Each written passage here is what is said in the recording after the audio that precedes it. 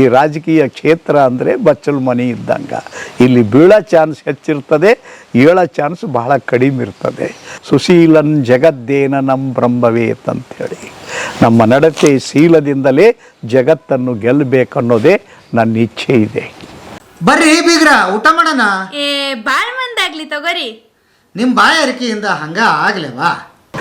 ಯಾರು ಒಡೆಯ ಅಂತ ಕರಿತಿದ್ದೆವು ಮೊದಲು. ಒಂದು ನೆಂಟಸ್ತನ ಮಾಡಬೇಕಾದ್ರೆ ನಿಮ್ಮಲ್ಲಿ ಎಷ್ಟು ಎತ್ತಿವೆ, ಎಷ್ಟು ಆಳು ಮಕ್ಕಳಿದ್ದಾರೆ, ನಿಮ್ಮದು ಎಷ್ಟು ಜಮೀನಿದೆ, ಅದ್ರ ಮೇಲೆ ನೆಂಟಸ್ತನ ಆಗ್ತಿತ್ತು. ಈಗ ಏಟು ಪಗಾರ ಅನ್ನೋದ್ರ ಮೇಲೆ ನೆಂಟಸ್ತನ ಮಾಡ್ತೇವೆ.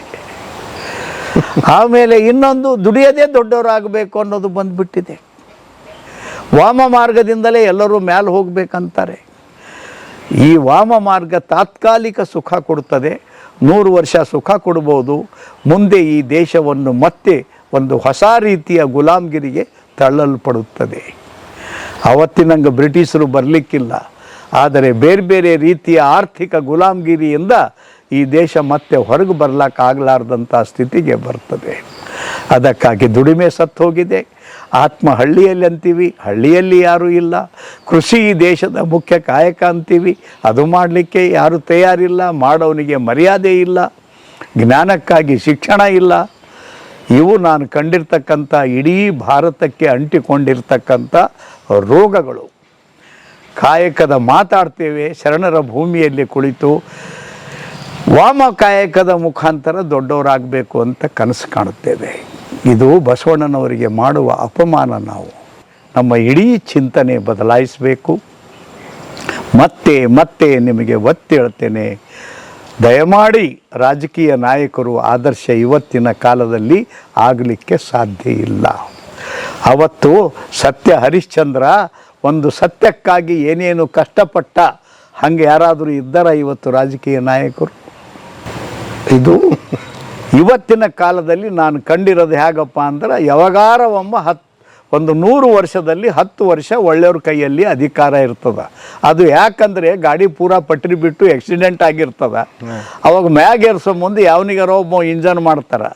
ಸ್ವಲ್ಪ ಗಾಡಿ ಪಟ್ರಿ ಮ್ಯಾಗ ನಡಿಲಿಕ್ಕೆ ಶುರು ಆಯಿತು, ಮತ್ತು ಅವನಿಗೆ ದಬ್ತಾರ, ಅದೇ ಜನ ಬಂದು ಕೊಡ್ತಾರೆ. ಅಂಥ ಸ್ಥಿತಿ ಇದು ಬಂದಿದೆ. ಮತ್ತು ಇದು ರಾಜಕಾರಣ ಅಂದರೆ ಇದನ್ನು ಕೆಲವು ಕಡೆ ಬಚ್ಚಲು ಮನೆಗೆ ಹೋಲಿಸಿದ್ದಾರೆ.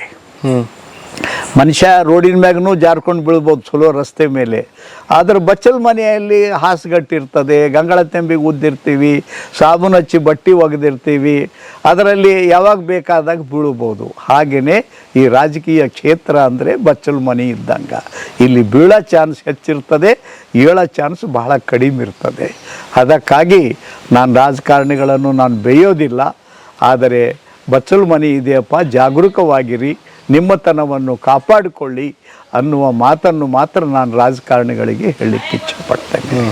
ಆದರೆ ರಾಜಕಾರಣದಿಂದಲೇ ಎಲ್ಲವೂ ಆಗುತ್ತೆ ಅಂತ ನಾನು ಎಂದೂ ನಂಬಿಲ್ಲ. RSS ಅಲ್ಲಿ ಏನು ಹೇಳ್ಕೊಡ್ತಾರೆ ಸರ್? ಆ್ಯಕ್ಚುಲಿ ಏನಿಲ್ಲ, ಒಬ್ಬೊಬ್ಬರು ಒಂದೊಂದು ಥರ ಮಾತಾಡ್ತಾರೆ ನೋಡಿ. ಆಟ ಆಡಿಸ್ತಾರೆ, ದೇಶಭಕ್ತಿ ಕತೆ ಹೇಳಿಕೊಡ್ತಾರೆ, ಬೆಳೆಯ ಸಿರಿ ಮೊಳೆಯಲ್ಲಿ ಅಂತ ಹೇಳುವ ಹಾಗೆ ಆಟದ ಮುಖಾಂತರ, ಕಥೆಯ ಮುಖಾಂತರ, ಹಾಡಿನ ಮುಖಾಂತರ, ನಾನಾ ರೀತಿಯ ದೇಶದ ಮಹಾಪುರುಷರ ಪರಿಚಯದ ಮುಖಾಂತರ ಒಂದು ಉತ್ಕಟವಾದಂಥ ತಾಯ್ನಾಡು, ದೇಶದ ಭಕ್ತಿಯನ್ನು ತುಂಬುತ್ತಾರೆ. ಮತ್ತು ನಾನು RSSದ ವಿಚಾರವನ್ನೇ ಇವತ್ತು ಹೇಳಿದೆ, ಸುಶೀಲನ್ ಜಗದ್ದೇನ ನಮ್ಮ ಬ್ರಹ್ಮವೇತ್ ಅಂಥೇಳಿ. ನಮ್ಮ ನಡತೆ ಶೀಲದಿಂದಲೇ ಜಗತ್ತನ್ನು ಗೆಲ್ಲಬೇಕನ್ನೋದೇ ನನ್ನ ಇಚ್ಛೆ ಇದೆ. ಅದಕ್ಕಾಗಿ ಜಗತ್ತಷ್ಟೇ ಅಲ್ಲ, ನಾನಂತೂ ಇತ್ತೀಚೆಗೆ ಇಡೀ ವಿಶ್ವ ಅಷ್ಟೇ ಅಲ್ಲ, ಬ್ರಹ್ಮಾಂಡ ಅಂತ ನಾವೇನು ಕರಿತೀವಲ್ಲ, ಎಲ್ಲಿ ಕೋಟಿ ಕೋಟಿ ಗ್ರಹಗಳಿವೆಯಲ್ಲ, ಅದರ ಮೇಲೇನೂ ಒಂದು ರೀತಿಯ ಬ್ಯಾಲೆನ್ಸ್ ಬರಬೇಕಾದರೆ ನಾವು ನಮ್ಮ ಸದಿಚ್ಛತೆಯಿಂದ, ಪ್ರಾಮಾಣಿಕತೆಯಿಂದ ಆ ಎತ್ತರದ ಚಿಂತನೆ ಮಾಡಲಿಕ್ಕೆ ಸಾಧ್ಯ ಇದೆ. ಅದು ಅವತ್ತಿನ ಮಹಾತ್ಮರು, ಸಂತರು ಆ ಎತ್ತರದ ಮಾಡ್ತಿದ್ದರು. ಇವತ್ತು ಅವರಿಗೆಲ್ಲೋ ಹಿಮಾಲಯದಲ್ಲಿ ಮುಚ್ಚಿಟ್ಟಿದ್ದೇವೆ. ನಮ್ಮ ದಿನನಿತ್ಯದ ಬದುಕು, ವಿಶೇಷವಾಗಿ ಕಳೆದ 400-500 ವರ್ಷಗಳಿಂದ ಯುರೋಪ್ ಮತ್ತು ಅಮೇರಿಕಾದಿಂದ ಬಂದಿರತಕ್ಕಂಥ ಔದ್ಯೋಗೀಕರಣ ಅಂತ ಏನಿದೆಯಲ್ಲ, ವ್ಯಾಪಾರದ ಮುಖಾಂತರ, ಉದ್ಯೋಗಗಳ ಮುಖಾಂತರ ಆ ಒಂದು ಸುಳಿಯಲ್ಲಿ ಸಿಕ್ಕಾಕೊಂಡು ನಾವು ಸತ್ಯದಿಂದ ಭಾಳ ದೂರ ಹೋಗ್ತಾ ಇದ್ದೀವಿ. ಇನ್ನೂ ದೂರ ಹೋಗಬಹುದು ಅಂತ ನನ್ನ ಅನಿಸಿಕೆ ಇದೆ. ಬಟ್ ಎಲ್ಲದಕ್ಕೂ ನಾವು ರೈತನ ಗುರಿಯಾಗಿ ಮಾತಾಡ್ತೀವಿ. ದೇಶದಲ್ಲಿ ಎಲ್ಲ ಜವಾಬ್ದಾರಿ ಆತನೇ ಹೊತ್ಕೊಂಡಂಗೆ ಮಾತಾಡ್ತೀವಿ. ಹೊರಗಡೆ ನೋಡಿದರೆ ಒಂದು ಬಾಚಣಿಕೆಗೆ ಒಬ್ಬ ಬೆಲೆ ಕಟ್ಟಿ ನನ್ನ ಬೆಲೆ ಇಷ್ಟೇ ಅಂತ ಮಾರ್ತಾನೆ. ರೈತ ಪಾಪ ಆತನಿಗೆ ಯಾವುದೇ ನಿರ್ದಿಷ್ಟವಾದ ಬೆಲೆಗಳಿಲ್ಲ, ಪ್ರಕೃತಿ ಹಾನಿಗಳ ಜೊತೆಗೆ ಬದುಕಬೇಕಾಗ್ತದೆ, ಹವಾಮಾನ ವೈಪರೀತ್ಯಗಳನ್ನು ಅನುಭವಿಸ್ಬೇಕಾಗ್ತದೆ. ಅದು ಎಲ್ಲದರ ಮಧ್ಯೆ ತನ್ನ ಸಂಸಾರವನ್ನು ಕಾಪಾಡಿಕೊಂಡು ನಡಿಬೇಕಾಗ್ತದೆ. ಇದಕ್ಕೆ ಯಾವುದೇ ಆತನಿಗೆ ಬಲ ಇಲ್ಲ. ಹೇಗೆ ಸರ್, ಹೇಗೆ? ಹಿಂದಕ್ಕೂ ರೈತರು ಇದ್ದರು ಗೌರವ ಇತ್ತೋ ಇಲ್ಲೋ. ಅವ ಭೂಮಿ ತಾಯಿಗೆ ಪೂಜೆ ಮಾಡಿನೇ ನಮಸ್ಕಾರ ಮಾಡಿ ಹಾಸಿಗೆಯಿಂದ ಎಳತಿದ್ದನೋ ಇಲ್ಲೋ. ಅದೇ ಅನ್ನ ತಿಂದು ಇವತ್ತೂ ನಾವು ಬದುಕ್ತೀವಿ. ಅದೇ ರೈತನ ಅನ್ನ ತಿಂದು ನಾವು ಅಧಮರಾಗಿದ್ದೇವೆ. ಸತ್ಯ ಹೇಳಬೇಕಾದರೆ ಸತ್ಯದ ಮಾತನಾಡ್ತೇವೆ, ಅಸತ್ಯದ ಮೇಲೆ ಬದುಕ್ತೇವೆ. ನಿಮ್ಗೆ ಸುಮ್ಮನೆ ಒಂದೆರಡು ಸ್ಯಾಂಪಲ್ ಹೇಳುತ್ತೇನೆ. ಮಾತೃಭಾಷೆಯಲ್ಲಿ ಶಿಕ್ಷಣ ಅತಿ ಉತ್ತಮ ಅಂತ ನಾವು ಎಲ್ಲ ಕಡೆ ಜಗತ್ತಿನಲ್ಲಿ ಕೇಳಿದ್ದೇವೆ. ಆದರೆ ಕಳೆದ 15-20 ವರ್ಷಗಳಿಂದ ಮಾತೃಭಾಷೆಯನ್ನು ತೆಗೆದು ಆಂಗ್ಲ ಭಾಷೆಯಲ್ಲಿ ಮಕ್ಕಳನ್ನು ನಾವು ಶಿಕ್ಷಣ ಕೊಡ್ತಾ ಇದ್ದೀವಿ. ಭಾಷಾಂತರವೇ ರಾಷ್ಟ್ರಾಂತರ ಅಂತ ನಾವು ಕರಿತೀವಿ. ಇವತ್ತು ನಮಗೆ ಗೊತ್ತಿಲ್ಲದೇ ನಾವು ನಮ್ಮ ಸಂಸ್ಕೃತಿಯಿಂದ ದೂರ ಹೋಗ್ತಾ ಇದ್ದೀವಲ್ಲ. ಸೊ ಹೀಗಾಗಿ ಇದು ನಮ್ಮ ಜೀವನದ ಅತಿ ದೊಡ್ಡ ದುರಂತ ಅಂತ ನಾನು ಹೇಳಬೇಕಾಗುತ್ತದೆ. ಓಟಿಗೋಸ್ಕರ ಬದಲಾದದ್ದು ಬೇರೆ ಸರ್. ಇತ್ತಿತ್ತಲಾಗಿ ಏನಾಗಿದೆ, ಹಳ್ಳಿಗಳಿಗೆ ಕೂಡ ರಾಜಕೀಯ ಪಕ್ಷಗಳು ಬಂದು ಮೊದಲಾದ್ರೆ ಬಸವಣ್ಣವ್ರ ಕಾಲ ತೊಗೊಳ್ಳೋಣ ಅಥವಾ ನಿಮ್ಮ ಕಾಲನೇ ತೊಗೊಂಡ್ಬಿಡೋಣ, ಎಲ್ಲರೂ ಒಟ್ಟಿಗೆ ಸೇರಿ ಕೃಷಿ ಮಾಡ್ತಿದ್ರು. ವರ್ಷಕ್ಕೊಂದು ಸಲ ಜೋಳನೋ ಗೋಧಿನೋ ಕೊಡ್ತಿದ್ರಿ. ಅವ್ನು ಬರ್ತಿದ್ದ, ಕಟ್ಟಿಂಗ್ ಮಾಡೋನು ತೊಗೋಬೋದು, ಚಮ್ಮಾರನ್ನ ತೊಗೋಬೋದು, ಕಮ್ಮಾರನ್ನ ತೊಗೋಬೋದು. ಹೀಗೆ ಒಂದು ವ್ಯವಸ್ಥೆಗಳ ಮಧ್ಯೆ ಅವನದು ನಮ್ಮದು ನಂಟಿತ್ತು. ಇವತ್ತು ಕಂಬಾರನ್ನ ತೆಗೆದಿದ್ವಿ, ಚಮ್ಮಾರನ್ನ ತೆಗೆದಿದ್ವಿ. ಎಲ್ಲದಕ್ಕೂ ಅವ್ರವ್ರ ಜಾತಿ ಬಣ್ಣ ಕಟ್ಬಿಟ್ಟು ನಮ್ಮ ಹೊಲಕ್ಕೆ ಅವ್ರು ಬರ್ದಂಗೆ ಆಗಿದ್ದಾರೆ, ಅವ್ರ ಹೊಲಕ್ಕೆ ನಾವು ಬರ್ದಂಗೆ ಆಗಿ ಒಬ್ಬನೇ ಆಗ್ಬಿಟ್ಟ. ನಾನು ಸಿಂಗಲ್, ಇಡೀ ಊರು ಒಟ್ಟಾಗಿಲ್ಲ ಹಳ್ಳಿ. ಇವತ್ತು ಓಟಿಗೋಸ್ಕರ ಒಡೆದು ಹಾಕ್ಬಿಟ್ಟಿದ್ದೀವಲ್ಲ ಅವ್ರನ್ನ ನಾವು. ಇದರಲ್ಲಿ ಸ್ವಲ್ಪ ಮಟ್ಟಿಗೆ ಸರ್ಕಾರದ ನೀತಿ ಬಗ್ಗೆ ನಾನು ಹೇಳಲಿಕ್ಕೆ ಇಚ್ಛೆ ಪಡ್ತೇನೆ. ನಮ್ಮ ದೇಶವನ್ನು ಜಗತ್ತಿನ ಇನ್ನೊಂದು ದೇಶಗಳಿಗೆ ಹೋಲಿಸಲಿಕ್ಕೆ ಹೋಗಬಾರ್ದು. ಉದಾಹರಣೆಗಾಗಿ ಇಂಗ್ಲೆಂಡ್ ದೇಶ ಇದೆ ಅಂತ ತಿಳ್ಕೊಳ್ಳಿ. ಇಂಗ್ಲೆಂಡ್ ದೇಶದಲ್ಲಿ ಚಳಿ ಹೆಚ್ಚು, ಬರ್ಫ್ ಬೀಳೋದು ಹೆಚ್ಚು. ಇಷ್ಟು ಇವತ್ತು ಈ ಕೂತಿರ್ತಕ್ಕಂಥ ಬಿಸಿಲಿದ್ದರೆ ಅವತ್ತು ಶಾಲಾ ಕಾಲೇಜುಗಳಿಗೆ ಅಲ್ಲಿ ಸೂಟಿ ಕೊಡ್ತಾರೆ, ತಿಳಿತಿಲ್ಲ. ಅಲ್ಲಿ ಬೆಳೆಯುವ ಸಸ್ಯ ಸಂಪತ್ತು ಒಟ್ಟು 3,000 ಪ್ರಜಾತಿ. ನಮ್ಮ ದೇಶ ಹೇಗಿದೆ? 40,000 ಪ್ರಜಾತಿಯ ಸಸ್ಯ ಸಂಪತ್ತು ನಮ್ಮ ದೇಶದಲ್ಲಿದೆ. ಮತ್ತೊಂದು ಅಮೇರಿಕಾ ದೇಶ ಇದೆ, ನಮ್ಮದಕ್ಕಿಂತ 3.5 ಪಟ್ಟು ಹೆಚ್ಚು ಭೂಮಿ ಇದೆ ಅವರಿಗೆ, ತಿಳಿತಿಲ್ಲ. ಜನಸಂಖ್ಯೆ 35 ಕೋಟಿ ಇದೆ. ಕೆನಡಾ ದೇಶ ಇದೆ, ಅಲ್ಲಿಯ ಜನಸಂಖ್ಯೆ 4 ಕೋಟಿ 4.25 ಕೋಟಿ, ಆದರೆ ಭಾರತಕ್ಕಿಂತ 3 ಪಟ್ಟು ಹೆಚ್ಚಿದೆ. ಅದಕ್ಕಾಗಿ ಕನ್ನಡದಲ್ಲಿ ಒಂದು ಸರಳ ಗಾದಿ ಮಾತಿದೆ, ಮಲ್ಲಿ ಮಾಡ್ಯಾಳಂತ ಎಲ್ಲಿ ಮಾಡ್ಲಕ್ಕೆ ಹೋಗಿ ಕಾಲಾಗಿ 2 ಪಿಲ್ಲಿ ಕಳ್ಕೊಂಡಿಲ್ಲ ಅಂತ ಹೇಳ್ತಾರಲ್ಲ. ಹಾಗೆ ನಾವು ಸಹ ಕಣ್ಣು ಮುಚ್ಚಿ ಯುರೋಪ್ನಿಂದ ಬಂದಿದ್ದು, ಅಮೇರಿಕಾದಿಂದ ಬಂದಿದ್ದು ಎಲ್ಲವೂ ಅಮೃತ ಅಂತ ತಿಳ್ಕೊಂಡು ಏನು ನಡೆದಿವಲ್ಲ, ಪ್ರತಿಯೊಂದು ಮಾತಿಗೆ ವಿದೇಶಿ ಉದಾಹರಣೆ ಕೊಟ್ಟರೆ ನಮ್ಮ ಜನರಿಗೆ ಹೋಳಿಗುಂಡಂಗೆ ಆಗ್ತದೆ. ಇದೇ ನಮ್ಮ ದುರಂತದ ಕಾರಣ. ಇದೆ ಭಾರತವಾಗಿಯೇ ವಿಕಸಿತವಾಗಬೇಕು. ಇಲ್ಲಿ ಇವತ್ತು ಜಗತ್ತಿನಲ್ಲಿ highest best agriculture ಇಲ್ಡಿಂಗ್ fertile land ಇರ್ತಕ್ಕಂಥ ಯಾವುದಾದರೂ ನಂಬರ್ 1 ಕಂಟ್ರಿ ಅಂದರೆ ಭಾರತ ದೇಶ. ಮತ್ತು ನಮ್ಮ ದೇಶ ಕಂಪ್ಯಾಕ್ಟ್ ಇದೆ. ಯಾವ ದೇಶದಲ್ಲಿ 4.25 ಕೋಟಿ ಇದ್ದಾರೆ, ಕೆನಡಾದಲ್ಲಿ ತಿಳಿತಿಲ್ಲ ಅಷ್ಟೇ. ಅದರ 1/3 ಭೂಮಿಯಲ್ಲಿ ಭಾರತದಲ್ಲಿ 140 ಕೋಟಿ ಇದ್ದಾರೆ. ಅದಕ್ಕಾಗಿ ಇಲ್ಲಿ ದುಡಿಯುವ ಕೈಗಳಿಗೆ ಕೆಲಸಗಳು ಕೊಡಬೇಕು. ಹಾಗೆ ಮಾಡಿದಾಗ ಮಾತ್ರ. ಮತ್ತು ಲೋಕಲ್ ಪ್ರೊಡಕ್ಷನ್ ಲೋಕಲ್ ಮಾರ್ಕೆಟ್ ಅಂತ ಗಾದಿ ಮಾತಿದೆ. ಸ್ಥಳೀಯ ಉತ್ಪನ್ನ ಸ್ಥಳೀಯ ಖರೀದಿ ಮಾಡ್ರು. ಈಗ ಅಮ್ಮ ಮಾಡಿದ ರೊಟ್ಟಿ ನಾವು ಉಣ್ತೀವಿಲ್ಲೋ, ಅಪ್ಪಿತಪ್ಪಿ ಯಾರಾದರೂ ಬೇರೆಯವರು ಮಾಡಿದ್ರಂದ್ರೆ ಯಾಕೆವ ರೊಟ್ಟಿ ಚಲೋ ಆಗಿಲ್ಲ ಅಂತ ಅಂತೀವೋ ಇಲ್ಲೋ. ಹಾಗೆಯೇ ನಾವು ಸ್ಥಳೀಯ ಉತ್ಪನ್ನ ತಗೋಬಾರ್ದ, ಸ್ಥಳೀಯ ಉದ್ಯೋಗಗಳಿಗೆ ಎನ್ಕರೇಜ್ ಮಾಡಬಾರ್ದ. ಅದು ಬಿಟ್ಟಿದ್ದೇವೆ. ಬಣ್ಣಕ್ಕೆ ಬಲಿಯಾಗಿದ್ದೇವೆ, ಟಿ ವಿ ಅಡ್ವರ್ಟೈಸ್ಮೆಂಟಿಗೆ ಬಲಿಯಾಗಿದ್ದೇವೆ, ರಸ್ತೆ ಮಾರುವ ವಸ್ತುಗಳಿಗೆ ಬಲಿಯಾಗಿದ್ದೇವೆ. ಮಾರ್ಕೆಟ್ನಿಂದ ಎಲ್ಲಿಯವರೆಗೆ ನಾವು ಹೊರಗೆ ಬರೋದಿಲ್ಲ. ಭಾರತ ಪರಿವಾರ ಅನ್ನುವ ತತ್ವದ ಮೇಲೆ ನಿಂತಿದೆ. ಯುರೋಪ್ ಮತ್ತು ಅಮೇರಿಕಾ ದೇಶ ವ್ಯಾಪಾರ ಅನ್ನುವ ತತ್ವದ ಮೇಲೆ ನಿಂತಿದೆ, ಉದ್ಯೋಗ ಅನ್ನುವ ತತ್ವದ ಮೇಲೆ ನಿಂತಿದೆ. ಭಾರತ ತನ್ನತನವನ್ನು ವಾಪಸ್ ಪಡಿಬೇಕಾದರೆ ಪರಿವಾರದ ಕಾನ್ಸೆಪ್ಟ್ ಮೇಲೇ ಬೆಳೀತದೆ. ಒಬ್ಬ ವ್ಯಕ್ತಿ, ಒಂದು ಪರಿವಾರ, ಒಂದು ಊರು ಒಂದು ಪರಿವಾರ, ಒಂದು ತಾಲೂಕಾ ಒಂದು ಪರಿವಾರ, ಒಂದು ಜಿಲ್ಲೆ ಒಂದು ಪರಿವಾರ, ಒಂದು ದೇಶ ಒಂದು ಪರಿವಾರ, ಒಂದು ಮಾನವ ಜಾತಿ ಬದುಕ್ತಕ್ಕಂಥ ಈ ಜಗತ್ತು ಒಂದು ಪರಿವಾರ. ಯಾವುದಕ್ಕೆ ನಾವು ವಸುದೈವ ಕುಟುಂಬಕಂ ಅಂತ ಕರೀತೇವೆ. ಈ ಕಾನ್ಸೆಪ್ಟ್ನಲ್ಲಿನೇ ಗಡಬಡಿದೆ. ಅದಕ್ಕಾಗಿ ಭಾರತೀಯ ಜನರು ಮಾರ್ಕೆಟ್ದಿಂದ ಹೊರಗೆ ಬರಬೇಕು ಮತ್ತು ಪರಿವಾರ ಅನ್ನುವ ಈ ಕಲ್ಪಕ್ಕೆ ಮನಸ್ಸಿನಲ್ಲಿಟ್ಕೊಂಡು ತಮ್ಮ ವಿಕಾಸದ ಹಾದಿ. ಯಾಕಂದರೆ ಒಂದು ಬಡ ಪರಿವಾರ ಅದಂತ ತಿಳ್ಕೊರಿ, ಒಬ್ಬ ಮಗನ ಲಗ್ನ ಆಗ್ತದಂತ ತಿಳ್ಕೊರಿ, ಅವರಿಗೆ ಉಳ್ಳಕ್ಕಿರಂಗಿಲ್ಲ ಅಂತ ತಿಳ್ಕೊರಿ, ಕೂಲಿ ಗೀಲಿ ಮಾಡಿ ಹೆಂಗೋ ಬದುಕ್ತಿರ್ತಾರೆ. ಅಂಥ ಹೊತ್ತಿನಲ್ಲಿ ಆ ಮನ್ಯಾಗ ಒಬ್ಬ ಮಗ ಹುಟ್ಟಿದನು ಅಂತ ತಿಳ್ಕೊರಿ, ಅಯ್ಯೋ ನಮಗೆ ಕೂಳಕ್ಕೆ ಗತಿ ಇಲ್ಲ, ಈ ಕೂಸು ಯಾಕೆ ಹುಡ್ತು ಅಂತ ಅಂತಾರೇನು ಮನ್ಯಾಗ? ಇಲ್ಲ, ಅನ್ನಂಗಿಲ್ಲಲ್ಲ. ಇದು ಪರಿವಾರದ ಕಲ್ಪನೆ ಇದೆ. ಇಲ್ಲಿ ಹಂಗಿದೆ ಯುರೋಪ್ ಕಲ್ಪನೆ. ಈ ಗಂಡ ಪಸಂದ್ ಬರಲಿಲ್ಲ, ಆಕಿ ಬಿಟ್ಟು ಹೋಗ್ತಾಳೆ. ಈ ಹೆಂಡತಿ ಪಸಂದ್ ಬರಲಿಲ್ಲ, ಅವ ಬಿಟ್ಟು ಹೋಗ್ತಾನೆ. ಏನು ನಮಗೆ ಪರಿವಾರ ಬೇಕೋ ಅಥವಾ ಮಾರ್ಕೆಟ್ ಬೇಕೋ ಅಥವಾ ಬೀದಿಯ ವ್ಯಾಪಾರ ಬೇಕೋ? ಇದು ಒಂದು ಬಹುದೊಡ್ಡ ಚಿಂತನೆಯ ಕ್ಲಾಶ್ ಇದೆ. ಇದು ಎಲ್ಲಿಯವರೆಗೆ ಬೀದಿಯಿಂದ ನಾವು ಮನೆಗೆ ಬರೋದಿಲ್ವೋ ಅಲ್ಲಿ ತನಕ ಈ ದೇಶಕ್ಕೆ ಭವಿಷ್ಯ ಇಲ್ಲ.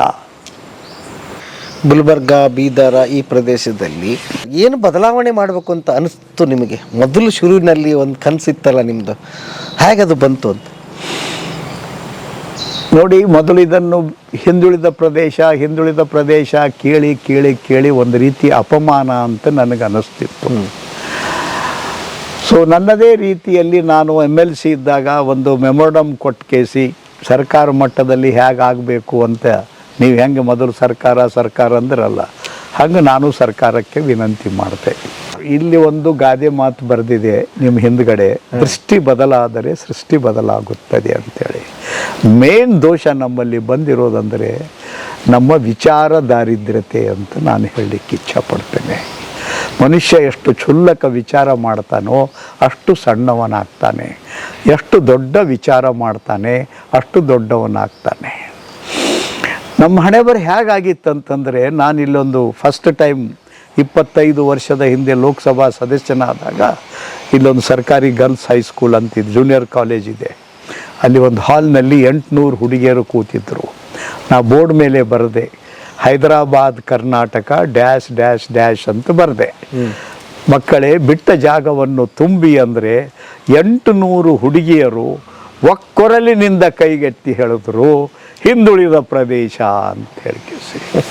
ಇದು ಅಭಿಮಾನದ ಸಂಗತಿನೋ ಅಪಮಾನದ ಸಂಗತಿನೋ? ಅಪಮಾನದ ಸಂಗತಿ. ಎರಡನೇದು ಈಗ ಹೇಳ್ತೀನಿ ನಿಮಗೆ, ನಾವು ಯಾವ ದೃಷ್ಟಿ ಬದಲಾಯಿಸ್ಬೇಕಾದ್ರೆ ಏನು ಮಾಡಿದೆವು ಅಂತೇಳಿ. ಯಾವ ಭೂಮಿಯಲ್ಲಿ ಭಾರತ ದೇಶದ ಕೋಟಿ ಕೋಟಿ ಜನ ಪೂಜೆ ಮಾಡ್ತಕ್ಕಂಥ ಊರಿಗೊಬ್ಬ ಹನುಮಪ್ಪನ ಗುಡಿ ಇದೆ, ಆ ಹನುಮಂತ ಹುಟ್ಟಿದ್ದು ಎಲ್ಲಿ? ಕಲ್ಯಾಣ ಕರ್ನಾಟಕದ ಕಿಷ್ಕಿಂಧೆಯಲ್ಲಿ. ಅದೇ ರೀತಿ 6 ಸ್ವರ್ಣಿಮ ಪುಟಗಳನ್ನು ಕೊಟ್ಟಿರ್ತಕ್ಕಂಥ ಭಾರತೀಯ ರಾಜಮನೆತನಗಳಲ್ಲಿ the last golden period of India ಅಂದರೆ ವಿಜಯನಗರ ಸಾಮ್ರಾಜ್ಯದ ಕೃಷ್ಣದೇವರಾಯನ ಕಾಲ. ಯಾವಾಗ ಮುತ್ತು ರತ್ನಗಳನ್ನು ರಸ್ತೆಯ ಮೇಲಿಟ್ಟು ಮಾರಾಟ ಮಾಡ್ತಿದ್ರು, that was called as the golden period of India. ಅದೇ ರೀತಿಯಾಗಿ ಬಸವಣ್ಣನವರಂಥ ಒಬ್ಬ ರಾಜದ ಮನೆತನದಲ್ಲಿ ಇದ್ಕೊಂಡು ಮಂತ್ರಿಯಾಗಿ, ಕ್ಯಾಷಿಯರ್ ಆಗಿ, ನಾನಾ ರೀತಿಯಿಂದ ಕೊನೆಗೆ ಒಂದು ಶರಣ ಸಮೂಹವನ್ನು ಕೊಟ್ಟು ಒಂದು ದೊಡ್ಡ ಅನುಭವ ಮಂಟಪವನ್ನೇ ಒಂದು ಪಾರ್ಲಿಮೆಂಟ್ ಮಾದರಿಯಲ್ಲಿ ನಿರ್ಮಾಣ ಮಾಡಿರ್ತಕ್ಕಂಥ, ಜಗತ್ತಿಗೆ ಮೊದಲನೇ ಪಾರ್ಲಿಮೆಂಟ್ ಕೊಟ್ಟಂಥ ಬಸವಣ್ಣನ ಭೂಮಿ. 16ನೇ 17ನೇ ಶತಮಾನದಲ್ಲಿ ದಾಸರು, ವಿಜಯದಾಸರು, ಗೋಪಾಲದಾಸರು, ಜಗನ್ನಾಥ ದಾಸರು ಅವರ ಮುಖಾಂತರ ಈ ನಾಡಿನಲ್ಲಿ ಸದ್ವಿಚಾರವನ್ನು ಮನೆ ಮನೆಗೆ ಮುಟ್ಟಿಸಿರ್ತಕ್ಕಂಥ ಸಂತರಿಗೆ ಜನ್ಮ ಕೊಟ್ಟ ಭೂಮಿ. ಸುರಪುರದ ದೊರೆ ವೆಂಕಟಪ್ಪ ನಾಯಕ 19ನೇ ವಯಸ್ಸಿನಲ್ಲಿ ಬ್ರಿಟಿಷರ ವಿರುದ್ಧ ಹೋರಾಟ ಮಾಡಲಿಕ್ಕೆ ಅವನು ದಕ್ಷಿಣ ಭಾರತದ ಕಮಾಂಡರ್ ಆಗಿ ಕೆಲಸ ತಗೊಂಡ. 22ನೇ ವಯಸ್ಸಿನಲ್ಲಿ ಸಂಘರ್ಷ ಮಾಡ್ತಾ ತನ್ನ ಕೈಯನ್ನು ಕಳ್ಕೊಂಡು ಮಂಡಗೈ ವೆಂಕಟಪ್ಪ ನಾಯಕನಂತೇಳಿ ಇತಿಹಾಸ ಪ್ರಸಿದ್ಧನಾಗಿ ತನ್ನ ಪ್ರಾಣವನ್ನು ಯುದ್ಧ ಭೂಮಿಯಲ್ಲಿ ಕೊಟ್ಟ. ಈ ರೀತಿ ಅನೇಕ ಮಹಾಪುರುಷರನ್ನು ಇಟ್ಟುಕೊಂಡು ಹಿಂದುಳಿದ ಅಂತಂದರೆ ನಾವು ಹೇಗೆ ಮುಂದೆ ಬರಲಿಕ್ಕೆ ಸಾಧ್ಯ ಇದೆ? ಸುಭಾಷ್ ಚಂದ್ರ ಬೋಸ್ರು ಹೇಳಿದ್ದಾರೆ, ದೇಶದ ತರುಣರಿಗೆ ಬರೆದಿರ್ತಕ್ಕಂಥ ಒಂದು ಪುಸ್ತಕದಲ್ಲಿ, ಯಾದೃಶ್ಯ ಭಾವನಾಯ ತಾದೃಶ್ಯ ಭವತಿ. ನೀನು ಹೆಂಗೆ ವಿಚಾರ ಮಾಡ್ತೀಯೋ ಹಂಗೆ ಆಗ್ತಿ. ನಮ್ಮ ಹುಡುಗಿಯರಿಗೆ ನಮ್ಮ ಮಕ್ಕಳಿಗೆ ಏನು ಕಳಿಸ್ದೆವು? ಹಿಂದುಳಿದ ಪ್ರದೇಶ ಅಂತ ಕಲಿಸಿಬಿಟ್ಟಿದ್ದೇವೆ. ಹೇಳಿ ಇವರೆಲ್ಲ ಪೂರ್ವಜರನ್ನು ಇಟ್ಕೊಂಡು ನಾನು ಹಿಂದುಳಿದವ ಅಂತ ನಾ ಅಂದ್ಕೊಂಡಂದರೆ ಈ ಆತ್ಮಗಳಿಗೆ ಎಷ್ಟು ದುಃಖ ಆಗಲಿಕ್ಕಿಲ್ಲ. ಇಲ್ಲಿ ಹುಟ್ಟಿದ ಹನುಮಪ್ಪನನ್ನು ಎಲ್ಲರೂ ಪೂಜೆ ಮಾಡ್ತಾರೆ. ಬಸವಣ್ಣನ ವಿಚಾರ ಸರ್ವ ಸಾಮಾಜಿಕ ವಿಚಾರ ಅಂತ ಕರಿತೀವಿ. ದಾಸರ ಒಂದೊಂದು ಹಾಡುಗಳು ಸಮಾಜವನ್ನು ಜೋಡಿಸ್ಲಿಕ್ಕೆ ಮಾಡಿರ್ತಕ್ಕಂಥ ಕಾರ್ಯ. ಇವತ್ತೇನು ಪವಮಾನ ಅಂತ ಏನು ಪ್ರಸಿದ್ಧ ಹಾಡು ಕೇಳ್ತೀವಿ ಹನುಮಂತನ ಮೇಲೆ, ಅದು ಈ ಕಲ್ಯಾಣ ಕರ್ನಾಟಕದ ದಾಸರು ಬರೆದಿರ್ತಕ್ಕಂಥ ಹಾಡು. ಕನ್ನಡ ನಾಡಿನ ಮೂಲೆ ಮೂಲೆಯಲ್ಲಿ ಮಂತ್ರವಾಗಿದೆ. ಈ ಸತ್ಯ ಹೇಳಿಕೊಡ್ಬೇಕಾಗುತ್ತದೆ. ಬಸವಣ್ಣನವರ ಕಾಯಕದ ಸಿದ್ಧಾಂತ. ಬಸವಣ್ಣವರ ಕಾಲದಲ್ಲಿ ಒಬ್ಬರಾದರೂ ದುಡಿಮೆ ಇಲ್ಲದೇ ಮೈಗಳರಿದ್ದರ ಅವರ ಶರಣರ ಬಳಗದಲ್ಲಿ 770 ಗಣಗಳಂದರೆ 770 ಉದ್ಯೋಗ ಮಾಡೋರಿದ್ದರು. ಕಾಯಕಕ್ಕೆ ಪ್ರತಿಷ್ಠೆ ಇತ್ತು, ಗೌರವ ಇತ್ತು. ಪುಕ್ಕಟೆ ಬಂದರೂ ವಲ್ಲ ಅಂತ ಹೇಳಿ ಬಿಟ್ಟು ಬಿಡ್ತಿದ್ದರು, ಇದು ನಮ್ಮ ದುಡಿಮೆಯ ವಸ್ತು ಅಲ್ಲ ಅಂಥೇಳಿ. ಹೀಗೆ ಆ ಸತ್ಯದ ಕಡೆಗೆ ಸಮಾಜ ತೆಗೆದುಕೊಂಡು ಹೋಗಲಿಕ್ಕೆ, ಈ ವಿಕೃತಿಯಿಂದ ಹೊರಗೆ ತರಲಿಕ್ಕೆ ನಾನಾ ರೀತಿ ಕಾರ್ಯಕ್ರಮ ಮಾಡ್ತೇವೆ. ಸುಮಾರು 7 ಲಕ್ಷಕ್ಕಿಂತ ಹೆಚ್ಚಿಗೆ ವೃಕ್ಷಗಳನ್ನು ಈ ಪ್ರದೇಶದಲ್ಲಿ ನೆಟ್ಟಿದ್ದೇವೆ. ಸುಮಾರು 40-50 ಸಾವಿರ ದೇಶಿ ಹಸುಗಳ ಸಂಖ್ಯೆಯನ್ನು ಬೆಳೆಸಿದ್ದೇವೆ. ಜೊತೆಯಲ್ಲಿ ಈ ಭಾಗದಲ್ಲಿ ದುಡಿಯುವ ಕೈಗಳಿಗೆ ಕೆಲಸ ಕೊಡಬೇಕು ಅಂಥೇಳಿ ಕನಿಷ್ಠ 10,000 ಹೊಲಿಗೆ ಯಂತ್ರಗಳನ್ನು ಪ್ರಶಿಕ್ಷಣ ಕೊಟ್ಟು ಹೆಣ್ಣುಮಕ್ಕಳ ಕೈಯಲ್ಲಿ ಕೊಟ್ಟಿದ್ದೇವೆ. ಏನಿಲ್ಲ ಅಂದರೆ ಒಂದು 4 ಲಕ್ಷ ಜನ ಹೆಣ್ಣು ಮಕ್ಕಳಿಗೆ ಹೊಲಿಗೆ ಕಲಿಸೋದು, ಎಂಬ್ರಾಯ್ಡ್ರಿ ಮಾಡೋದು ವಿದ್ಯೆಯನ್ನು ನಾವು ಈ ಪ್ರದೇಶದಲ್ಲಿ ಕೈ ಕೊಟ್ಟಿದ್ದೇವೆ. ಇಲ್ಲಿಯ ಲೇಖಕರು ಒಳ್ಳೆಯ ಸಾಹಿತ್ಯ ಬರಿಬೇಕಂಥೇಳಿ 130ಕ್ಕೂ ಹೆಚ್ಚು ಪುಸ್ತಕಗಳನ್ನು ಮಾಡಿದ್ದೇವೆ. ಮೊಟ್ಟ ಮೊದಲು ಕಂಪ್ಯೂಟರ್ ಶಿಕ್ಷಣ ಶಾಲೆಗಳಲ್ಲಿ ದೊಡ್ಡ ಪ್ರಮಾಣದಲ್ಲಿ ವಿಸ್ತಾರ ಮಾಡಲಿಕ್ಕೆ ನಾವು ಈ ಪ್ರದೇಶದಲ್ಲಿ 4,500 ಕಂಪ್ಯೂಟರ್ಗಳನ್ನು ಸುಮಾರು 600 ಶಾಲೆಗಳಿಗೆ ನಾವು ಕೊಟ್ಟಿದ್ದೇವೆ. ಆಮೇಲೆ ಪಾಸು ಸ್ಕೂಲ್ಗಳಿಗೆ ಕಂಪ್ಯೂಟರ್ಗಳು ಬಂದವು. ಈ ಭಾಗದ ವಿದ್ಯಾರ್ಥಿಗಳು ಮುಂದೆ ಬರಬೇಕು ಅಂಥೇಳಿ ಸುಮಾರು 6,000 ವಿದ್ಯಾರ್ಥಿಗಳಿಗೆ ನಾವು ಸ್ಕಾಲರ್ಶಿಪ್ ಕೊಟ್ಟಿದ್ದೇವೆ. 200 ಮೆಡಿಕಲ್ ಇಂಜಿನಿಯರಿಂಗ್ ಓದ್ತಕ್ಕಂಥ ವಿದ್ಯಾರ್ಥಿಗಳಿಗೆ 1,50,000ದಂತೆ ಆರ್ಥಿಕ ನೆರವನ್ನು ಕೊಟ್ಟಿದ್ದೇವೆ. ಶಾಲೆಗಳಲ್ಲಿ ಉತ್ತಮ ಸಾಹಿತ್ಯ ಮಕ್ಕಳು ಓದಬೇಕಂಥೇಳಿ ಸುಮಾರು 4,000 ಶಾಲೆಗಳಿಗೆ ಉತ್ತಮ ಸಾಹಿತ್ಯದ 5,000 ರೂಪಾಯಿಯ ಬೆಲೆಯ ಪುಸ್ತಕಗಳನ್ನು ಕೊಟ್ಟಿದ್ದೇವೆ. ಡಿಕ್ಷನರಿ ಕನಿಷ್ಠ 5,000 ಡಿಕ್ಷನರಿಗಳನ್ನು ನಾವು ಕೊಟ್ಟಿದ್ದೇವೆ. ಜಗತ್ತಿನ ಜ್ಞಾನ ಬೆಳಿಬೇಕು ಮಕ್ಕಳಲ್ಲಿ ಅಂಥೇಳಿ ಸುಮಾರು 3,000 ಅಟ್ಲಾಸ್ಗಳನ್ನು ಅನೇಕ ಶಾಲೆಗಳಿಗೆ ನಾವು ಕೊಟ್ಟಿದ್ದೇವೆ. ಜೊತೆಗೆ ನಾನು ಮೊದಲೇ ಹೇಳಿದೆ, 50,000ದಷ್ಟು ಜಾಗೃತಿಯ ಸಮಾರಂಭಗಳನ್ನು ಮಾಡಿದ್ದೇವೆ. 2,500ದಷ್ಟು ಪ್ರಶಿಕ್ಷಣ ವರ್ಗ. ಗಣಿತ ಶಿಕ್ಷಕರು ಹೆಂಗೆ ಅಪ್ಡೇಟ್ ಆಗಬೇಕು, ಇಂಗ್ಲೀಷ್ ಶಿಕ್ಷಕರು ಸಿಗಂಗಿಲ್ಲ ಅಂದ್ರೆ ನಾವೇ ಸುಮಾರು 250 ಜನ ಇಂಗ್ಲೀಷ್ ಶಿಕ್ಷಕರಿಗೆ 3 ತಿಂಗಳು ಟ್ರೈನಿಂಗ್ ಕೊಟ್ಟು ತಯಾರು ಮಾಡಿದ್ದೇವೆ. ಸೊ ಹೀಗೆ ಆಡು ಮುಟ್ಟದ ಗಿಡ ಅಲ್ಲವ ಹಾಗೆ ನಾವು ಕೃಷಿಯಲ್ಲಿ, ಆರೋಗ್ಯದಲ್ಲಿ, ಮತ್ತೊಂದು ಕ್ಷೇತ್ರದಲ್ಲಿ ಎಲ್ಲವನ್ನು ಮಾಡಿದರೆ ಅದೊಂದು ದೊಡ್ಡ ಪುರಾಣ ಆಗುತ್ತದೆ. ಆದರೆ ಯಾರು ಇದರ ಫಲವನ್ನು ಪಡೆದಿದ್ದಾರೆ ಅವರು ನಮ್ಮ ಮಧ್ಯದಲ್ಲಿದ್ದಾರೆ. ಎಲ್ಲರೂ ಈ ಜಗತ್ತು ಬಿಟ್ಟು ಹೋಗಿಲ್ಲ.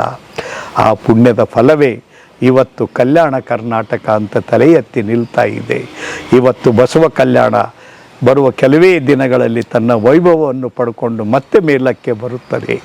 ಕಿಷ್ಕಿಂದೆ ಯಾರೂ ಕಾಣದ ಪಾಳು ಭೂಮಿಯಾಗಿರ್ತಕ್ಕಂಥ ಪ್ರದೇಶ, ಎಲ್ಲಿ ಒಂದು ಟೆಂಗು ಹೊಡಿಬೇಕು ಆ ಮೇಲೆ ಬೆಟ್ಟದ ಮೇಲೆ ಅಂದರೆ ಒಂದು ಟೆಂಗು ಸಿಗಲಾರ ಜಾಗದಲ್ಲಿ ಇವತ್ತು ಕೆಳಗಡೆ 150 ಅಂಗಡಿಗಳಾಗಿವೆ. ಲಕ್ಷ ಜನ ಇವತ್ತು ಪ್ರತಿ ತಿಂಗಳ ದರ್ಶನಕ್ಕೆ ಬರ್ತಾ ಇದ್ದಾರೆ. ಇದು ನೋಡಲಿಕ್ಕೆ ಸಣ್ಣ ಪ್ರಯಾಸ ಕರಿಬೋದು. ಬರುವ ದಿನಗಳಲ್ಲಿ ಇದೊಂದು ದೊಡ್ಡ ಪ್ರವಾಹವಾಗಿ ಬರೇ ಕಲ್ಯಾಣ ಕರ್ನಾಟಕಕ್ಕೆ ಅಲ್ಲ, ಕನ್ನಡ ನಾಡಿಗೆ, ದೇಶಕ್ಕೆ ಒಂದು ಹೊಸ ಮಾನವೀಯ ಸಂಸ್ಕೃತಿಯನ್ನು ಕೊಡಬೇಕು. ಗೋವಿಂದಾಚಾರ್ಯರ ಪ್ರಕೃತಿ ಕೇಂದ್ರಿತ ವಿಕಾಸದ ಮಂತ್ರವನ್ನು ಜನಗಳಿಗೆ ಮುಟ್ಟಿಸಬೇಕು. ನೆಲ, ಜಲ, ಪಶು, ಪಕ್ಷಿ ಇವು ಮಾನವನ ಜೊತೆಗೆ ಇರ್ತಕ್ಕಂಥ ಅಮೂಲ್ಯವಾದ ಸಂಪತ್ತು. ಇದರ ಪವಿತ್ರತೆಯನ್ನು ಕಾಪಾಡಿಕೊಂಡು ಹೋಗಬೇಕು ಅನ್ನುವ ದೃಷ್ಟಿಯಿಂದಲೇ ನಾಳೆ ಬರುವ ಜನವರಿ 29ರಿಂದ ಫೆಬ್ರವರಿ 6ನೇ ತಾರೀಕಿನವರೆಗೆ ಸುಮಾರು 300 ಎಕರೆ ಪ್ರದೇಶದಲ್ಲಿ ಬಹುದೊಡ್ಡ ಕಾರ್ಯಕ್ರಮದ ಆಯೋಜನೆ. ಈ ಹಿಂದಿನ ನಮ್ಮ ಸಾಮಾಜಿಕ ಜೀವನದ ಬದುಕಿನ 50-60 ವರ್ಷಗಳ ತಪಸ್ಸನ್ನು ಅದಕ್ಕೆ ಹಾಕಿದ್ದೇವೆ. ಗೋವಿಂದಾಚಾರ್ಯರ ಪುಣ್ಯ ಅದರಲ್ಲಿ ಸೇರಿಕೊಂಡಿದೆ. ಒಬ್ಬ ಹುಟ್ಟಿದಂಥ ಮಗು ಮತ್ತು ತಾಯಿಯಿಂದ ಹಿಡ್ಕೊಂಡು ಶಾಲಾ ಶಿಕ್ಷಣ ಆಗಿರ್ಬೋದು, ಯುವಾವಸ್ಥೆಯಲ್ಲಿ ಬರುವ ಸಮಸ್ಯೆಗಳಿರ್ಬೋದು, ಗ್ರಾಮ ಮತ್ತು ಕೃಷಿಯ ದಯನೀಯ ಸ್ಥಿತಿ ಇರ್ಬೋದು, ಜೊತೆಗೆ ಆರೋಗ್ಯದ ಬಗ್ಗೆ ಇರ್ಬೋದು, ಕಾಯಕದ ಬಗ್ಗೆ ಇರ್ಬೋದು, ಪವಿತ್ರವಾದ ಪರಿಸರ ಕಾಪಾಡಿಕೊಂಡು ಹೋಗೋದ್ರ ಬಗ್ಗೆ ಇರ್ಬೋದು, ದೇಶ, ಧರ್ಮ, ಸಂಸ್ಕೃತಿ ಇರ್ಬೋದು, ಸೇವೆ ಇರ್ಬೋದು, ಹೀಗೆ 9 ಹೆಡ್ಗಳಲ್ಲಿ ಹುಟ್ಟಿನಿಂದ ಮನುಷ್ಯ ಪರಾತ್ಪರ ಶಕ್ತಿಯಲ್ಲಿ ಒಂದಾಗುವವರೆಗೆ ಇದೊಂದು ಸುಂದರ ಕಾರ್ಯಕ್ರಮ ರೂಪಿಸಿದ್ದೇವೆ. ಬಹುಶಃ ಭಾರತದ ಇತಿಹಾಸದಲ್ಲಿ ಒಂದು ಉದ್ದೇಶಕ್ಕಾಗಿ ಇಷ್ಟು ದೊಡ್ಡ ಪ್ರಮಾಣದಲ್ಲಿ ಸಮಾಜವನ್ನು ಸೇರಿಸ್ತಕ್ಕಂಥ ಇದು ಪ್ರಯಾಸ ಎಲ್ಲಿಯಾದರೂ ನಡೆದರೆ ಅದು ಕಲ್ಯಾಣ ಕರ್ನಾಟಕದಲ್ಲಿ ನಡೆದಿದೆ. ಸೇಡಂದ ಕೊತ್ತಲ ಬಸವೇಶ್ವರ ಭಾರತೀಯ ಶಿಕ್ಷಣ ಸಮಿತಿ ತನ್ನ ಸ್ವರ್ಣ ಜಯಂತಿ 50ನೇ ವರ್ಷದ ಕಾರ್ಯದ ಕಲ್ಪನೆ. ಯಾಕಂದರೆ ಆ ಶಾಲೆಯ ಉದ್ದೇಶವೇ ಶಾಲೆ ಬರೀ ಮಕ್ಕಳಿಗೆ ಶಿಕ್ಷಣ ಕೊಡೋದಷ್ಟೇ ಅಲ್ಲ, ನಾವು ಎಂಥ ಸಮಾಜವನ್ನು ನೋಡಬೇಕಂತೀವೋ ಅದು ಶಾಲೆಯ ಮುಖಾಂತರ ಆಗಬೇಕು ಅಂತ ನಮ್ಮ ಆಸೆ ಇದೆ. ಶಾಲೆ ಸಾಮಾಜಿಕ ಪರಿವರ್ತನೆಯ ಕೇಂದ್ರದಲ್ಲಿ ಒಂದು ತಾಲೂಕಿನಲ್ಲಿರುವ ಸಣ್ಣ ಶಿಕ್ಷಣ ಸಂಸ್ಥೆ ಎಷ್ಟು ಸಾಧಿಸಿದೆ. ನಾಳೆ ನಾಡಿನ ದೇಶದ ಎಲ್ಲ ಶಿಕ್ಷಣ ಸಂಸ್ಥೆ ಈ ರೀತಿ ದಾಪುಗಾಲುಗಳನ್ನು ಹಾಕಿದರೆ ಬಹುಬೇಗನೆ ನಾವು ಒಂದು ಸುಂದರವಾದ ದೇಶ ಕಾಣಲಿಕ್ಕೆ ಸಾಧ್ಯ ಇದೆ. ಎಷ್ಟು ವರ್ಷಗಳ ಕನಸು ಸರ್ ಇದು ಭಾರತ ವಿಕಾಸ ಸಂಗಮ? ಇದು ನೋಡ್ರಿ, ಒಬ್ಬ ಋಷುತಿಲ್ಲ ವ್ಯಕ್ತಿಯಾಗಿರ್ತಕ್ಕಂಥ KN ಗೋವಿಂದಾಚಾರ್ಯರದು ಒಂದು ಕನಸು. ಎರಡನೇ ಕನಸು, ಅದಕ್ಕೆ ಭಾರತ ವಿಕಾಸ ಸಂಗಮ ಅನ್ನುವ ಸಂಘಟನೆ ಕಟ್ಟಿ ರಾಜಕೀಯ ಉನ್ನತ ಸ್ಥಾನವನ್ನು ಅವರೇ ಬಿಟ್ಟುಕೊಟ್ಟು ದೇಶ ತುಂಬ ಅಧ್ಯಯನ ಮಾಡಿ ಪ್ರಕೃತಿಯ ಪ್ರೀತಿಯ ಆಧಾರದ ಮೇಲೇ ಈ ದೇಶ ಕಟ್ಟಲಿಕ್ಕೆ ಸಾಧ್ಯ ಇದೆ. ಪ್ರಕೃತಿಯ ಅಮೂಲ್ಯವಾದ ಸಂಪತ್ತೇನಿದೆ, ನೀರು, ನೆಲ, ಮಣ್ಣು, ಗಾಳಿ, ಗಿಡಗಂಟೆ, ಪಶು ಪಕ್ಷಿ ಇವು ನಾಶವಾದರೆ ಮನುಕುಲವೇ ನಾಶವಾಗುತ್ತದೆ. ಇದರ ಪವಿತ್ರತೆ ಕಾಪಾಡಬೇಕನ್ನೋದು ಅವರ ಕನಸು. ಶಾಲೆ ಸಾಮಾಜಿಕ ಪರಿವರ್ತನೆಯ ಕೇಂದ್ರ ಆಗಬೇಕನ್ನೋದು ಕೊತ್ತಲ ಬಸವೇಶ್ವರ ಭಾರತೀಯ ಶಿಕ್ಷಣ ಸಮಿತಿಯ ತನ್ನ ಸ್ವರ್ಣ ಜಯಂತಿಯ 50 ವರ್ಷದ ಕನಸು. ಹಿಂದುಳಿದ ಪ್ರದೇಶವೆಂಬ ಹೈದರಾಬಾದ್ ಕರ್ನಾಟಕವನ್ನು ಕಲಂಕದಿಂದ ತೆಗೆದುಹಾಕಿ ಇದೊಂದು ಜಗತ್ ಕಲ್ಯಾಣದ ಕಲ್ಯಾಣ ಕರ್ನಾಟಕ ಆಗಬೇಕು ಅನ್ನುವ ದೃಷ್ಟಿಯಿಂದ 21 ವರ್ಷಗಳ ಕಾಲ ಮಾಡಿರ್ತಕ್ಕಂಥ ಈ ಮಣ್ಣಿನ ತಪಸ್ಸು, ಈ 3 ಸತ್ಕಾರ್ಯಗಳ ಸಂಗಮವೇ ಅದು 7ನೆಯ ಭಾರತೀಯ ಸಂಸ್ಕೃತಿ ಉತ್ಸವ. ಇದನ್ನು ಕೇಳ್ತಾ ಇದ್ರೇ ರೋಮಾಂಚನ ಆಗುತ್ತದ. 300 ಎಕರೆ ಪ್ರದೇಶ, ಅದರಲ್ಲಿ ಆ ವ್ಯವಸ್ಥೆಗಳು, ಕೋಟ್ಯಾಂತರ ರೂಪಾಯಿ ಖರ್ಚಾಗುವಂಥ ಸಂದರ್ಭ ಹೇಗೆ ಸರ್ ಇದೆಯಲ್ಲ? ನಾನು ಸ್ವಲ್ಪ ಹೊತ್ತು ಮುಂಚೆ ಮದನ್ ಗೋಪಾಲ್ ಅವ್ರದ್ದು ಒಂದು ಉದಾಹರಣೆ ಕೊಟ್ಟೆ. ನೀವು 200 ಕೋಟಿಯಲ್ಲಿ ಮಾಡಿದ ಕೆಲಸ ಸರ್ಕಾರಕ್ಕೆ ಏನಾದರೂ ಮಾಡಂದ್ರೆ 2,000 ಕೋಟಿ ರೂಪಾಯಿ ಖರ್ಚು ಬರುತ್ತೆ ಅಂತ ಹೇಳಿ. ಹಾಗೇನೆ ನಿಮಗೊಂದು ಸಣ್ಣ ಉದಾಹರಣೆ ಹೇಳ್ತೇನೆ. ಕಳೆದ ಲೋಕಸಭಾ ಚುನಾವಣೆಗೆ ಮುಂಚೆ ನಮ್ಮ ದೇಶದ ಪ್ರಧಾನ ಮಂತ್ರಿಗಳು ಮಾನ್ಯ ಖೇಡಕ್ಕೆ ಬಂದಿದ್ದರು ಒಂದು ಸಮ್ಮೇಳನಕ್ಕೆ. 1 ಲಕ್ಷ ಜನರಿಗೆ 1 ತಾಸು ಅಡ್ರೆಸ್ ಮಾಡಿ ಹೋದರು. ನಾನು ಹಿರಿಯ ಅಧಿಕಾರಿಗಳು ನನಗೂ ಪರಿಚಿತರಿದ್ದರು. ಒಟ್ಟು ಇಡೀ ಕಾರ್ಯಕ್ರಮದ ಖರ್ಚು ಎಷ್ಟು ಬಂತ್ರಿ ಅಂತ ಕೇಳಿದ್ರೆ 20 ಕೋಟಿ ಬಂತು. ಎಷ್ಟೊತ್ತಿಗೆ? 1 ತಾಸಿನ ಕಾರ್ಯಕ್ರಮ. ಇನ್ನು ಮತ್ತು ಅವ್ರು ಬಂದಿರುವ ಪ್ಲೇನು, ಹೆಲಿಕಾಪ್ಟರು ಆ ಖರ್ಚು ಬೇರೆ ತಿಳಿತಿಲ್ಲ. ಆದರೆ ನಾವು ಮಾಡುವ ಈ ಕಾರ್ಯಕ್ರಮ 9 ದಿನಗಳ ಕಾಲ ಅಲ್ಲಿ 1 ಲಕ್ಷ ಜನ ಬಂದು ಹೋದರು. ಇಲ್ಲಿ 30-40 ಲಕ್ಷ ಜನ ಬರ್ತಾರೆ 9 ದಿವಸದಲ್ಲಿ. ಆದರೆ ಇದರ ಕೈಯಿಂದ ಖರ್ಚಾಗುವ ಹಣ ಬೇರೆ ಬೇರೆ ರೂಪದಲ್ಲಿ ಕೇವಲ 20 ಕೋಟಿ ರೂಪಾಯಿ. ಕೇವಲ 20 ಕೋಟಿ ರೂಪಾಯಿ. ತಿಳಿತಿಲ್ಲ, ಅದನ್ನು ಸಮಾಜನೇ ಕೊಡ್ತದೆ. ಹೌದಾ? ಹೌದು. ಈಗ ಸ್ಟಿಲ್ ಇಷ್ಟು ಆರಾಮ್ ಮಾತಾಡಕತ್ತೀರಿ, ಈಗಲೂ ನಿಮ್ಗೇನು ಒಳಗಡೆ ಹೆಂಗಾಗತ್ತಪ್ಪ? ಏನಿಲ್ಲ, ನೋ ಕನ್ಫ್ಯೂಷನ್. ಮತ್ತು ಅಪ್ಪಿತಪ್ಪಿ ಇದು ಫೇಲ್ ಆಯ್ತು ಅಂತ ತಿಳ್ಕೊರಿ. ನನ್ನ ಫೇಲ್ ಅಂತನೂ ನಾ ತಿಳ್ಕೋದಿಲ್ಲ, ಯಾಕಂದರೆ ನನಗಾಗಿ ನಾ ಏನೂ ಮಾಡ್ತಾನೇ ಇಲ್ಲ. ತಿಳಿತಿಲ್ಲ. ಕೆರೆಯ ನೀರು ಕೆರೆಗೆ ಚೆಲ್ಲಿ ನಾವು ಹೇಗೆ ಸೂರ್ಯನಿಗೆ ಅರ್ಘ್ಯ ಕೊಟ್ಟು ನಮಸ್ಕಾರ ಮಾಡ್ತೀವಲ್ಲ, ನಾವು ಎಲ್ಲಿಂದರ ಬೇರೆ ನೀರು ತರ್ತೀವೇನು? ಸೊ ಅವ್ರ ಮಧ್ಯದಲ್ಲಿ ಕೆಲಸ ಮಾಡಿದ್ದೇವೆ.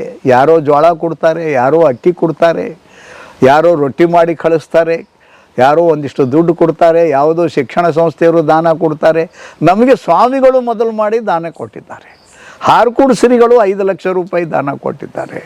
ಬೆಂಗಳೂರಿನ ಹತ್ತಿರ ನಮ್ಮ ನೊಣವಿನಕೆರೆ ಸ್ವಾಮಿಗಳು 5 ಲಕ್ಷ ರೂಪಾಯಿ 5,000 ಟೆಂಕ್ಗಳನ್ನು ದಾನವಾಗಿ ಕೊಟ್ಟಿದ್ದಾರೆ. ಅದೇ ರೀತಿ ಹೊಸಪೇಟದ ಪೂಜ್ಯರು ಸಹ ಅವರು ಸಹ ಅವರೆಲ್ಲ ಅಷ್ಟು ಕೊಡ್ಲತ್ತಾರಪ್ಪ, ನೀ ಎಷ್ಟು ಕೊಡಂತಿ ಅಷ್ಟು ದುಡ್ಡು ನಾವು ಕೊಡ್ತೀವಿ ಅಂತಾರೆ. ಬೇರೆ ಸ್ವಾಮಿಗಳು ಒಂದು ದಿವಸದ ಊಟದ ವ್ಯವಸ್ಥೆ ನಾವು ಮಾಡ್ತೀವಿ ಅಂತ ಹೇಳುತ್ತಾರೆ. ತಿಳಿತಿಲ್ಲ. ಹೀಗೆ ಒಂದೊಂದು ದಿವಸಕ್ಕೆ 10 ಲಕ್ಷ ರೂಪಾಯಿ ಕೊಡೋರಿದ್ದಾರೆ, 15 ಲಕ್ಷ ಕೊಡೋರಿದ್ದಾರೆ. ತಿಳಿತಿಲ್ಲ ರೀ. ಮತ್ತು ನಾವು ಇದರಲ್ಲಿ ದೊಡ್ಡವರಿಗೆ ನಾವು ಒಪ್ಪುತ್ತೀವಿ ಅಂತಿಲ್ಲ, ನಾವು 100 ರೂಪಾಯಿ ಕೊಡೋರ ಬಲ್ಲಿನೂ ಚಂದ ತಗೋತೀವಿ. ಮನೆಗೆ ಭೇಟಿಯಾಗಿ ನಮ್ಮದೇ ಆದಂಥ ಒಂದು 50 ವರ್ಷಗಳ ಸಂಬಂಧ ಇದೆ. ಕಲಬುರಗಿಯ ಆಕಾಶವಾಣಿ ಕಳೆದ 20 ವರ್ಷಗಳಿಂದ ಈ ಜನರ ಜೊತೆಗೆ ಜೀವಂತ ಸಂಪರ್ಕ ಇಟ್ಟಿದೆ. ಪ್ರತಿ ರವಿವಾರ 15 ನಿಮಿಷ ಕನಿಷ್ಠ 10,000 ಜನ ಇದನ್ನು ಕಿವಿಕೊಟ್ಟು ಕೇಳ್ತಾರೆ. ಇದೇನೋ ಒಂದು ದಿವಸದಲ್ಲಿ ಒಂದು ಸ್ವಲ್ಪ ಹೊತ್ತಿನಲ್ಲಿ ಮಾಡಿದ ನಾಟಕ ಅಲ್ಲ. ಅದಕ್ಕೆ ನಮ್ಮ ಬದುಕು, ನಮ್ಮ ಕಾರ್ಯ ಅದು ಸಮಾಜದ ಮುಂದೆ ಸಾಕ್ಷಿಯಾಗಿದೆ. ಅದೇ ನಮ್ಮನ್ನು ತಂದು ಕೊಡುತ್ತೆ ಅಂತ ವಿಶ್ವಾಸ ನಮಗೆ.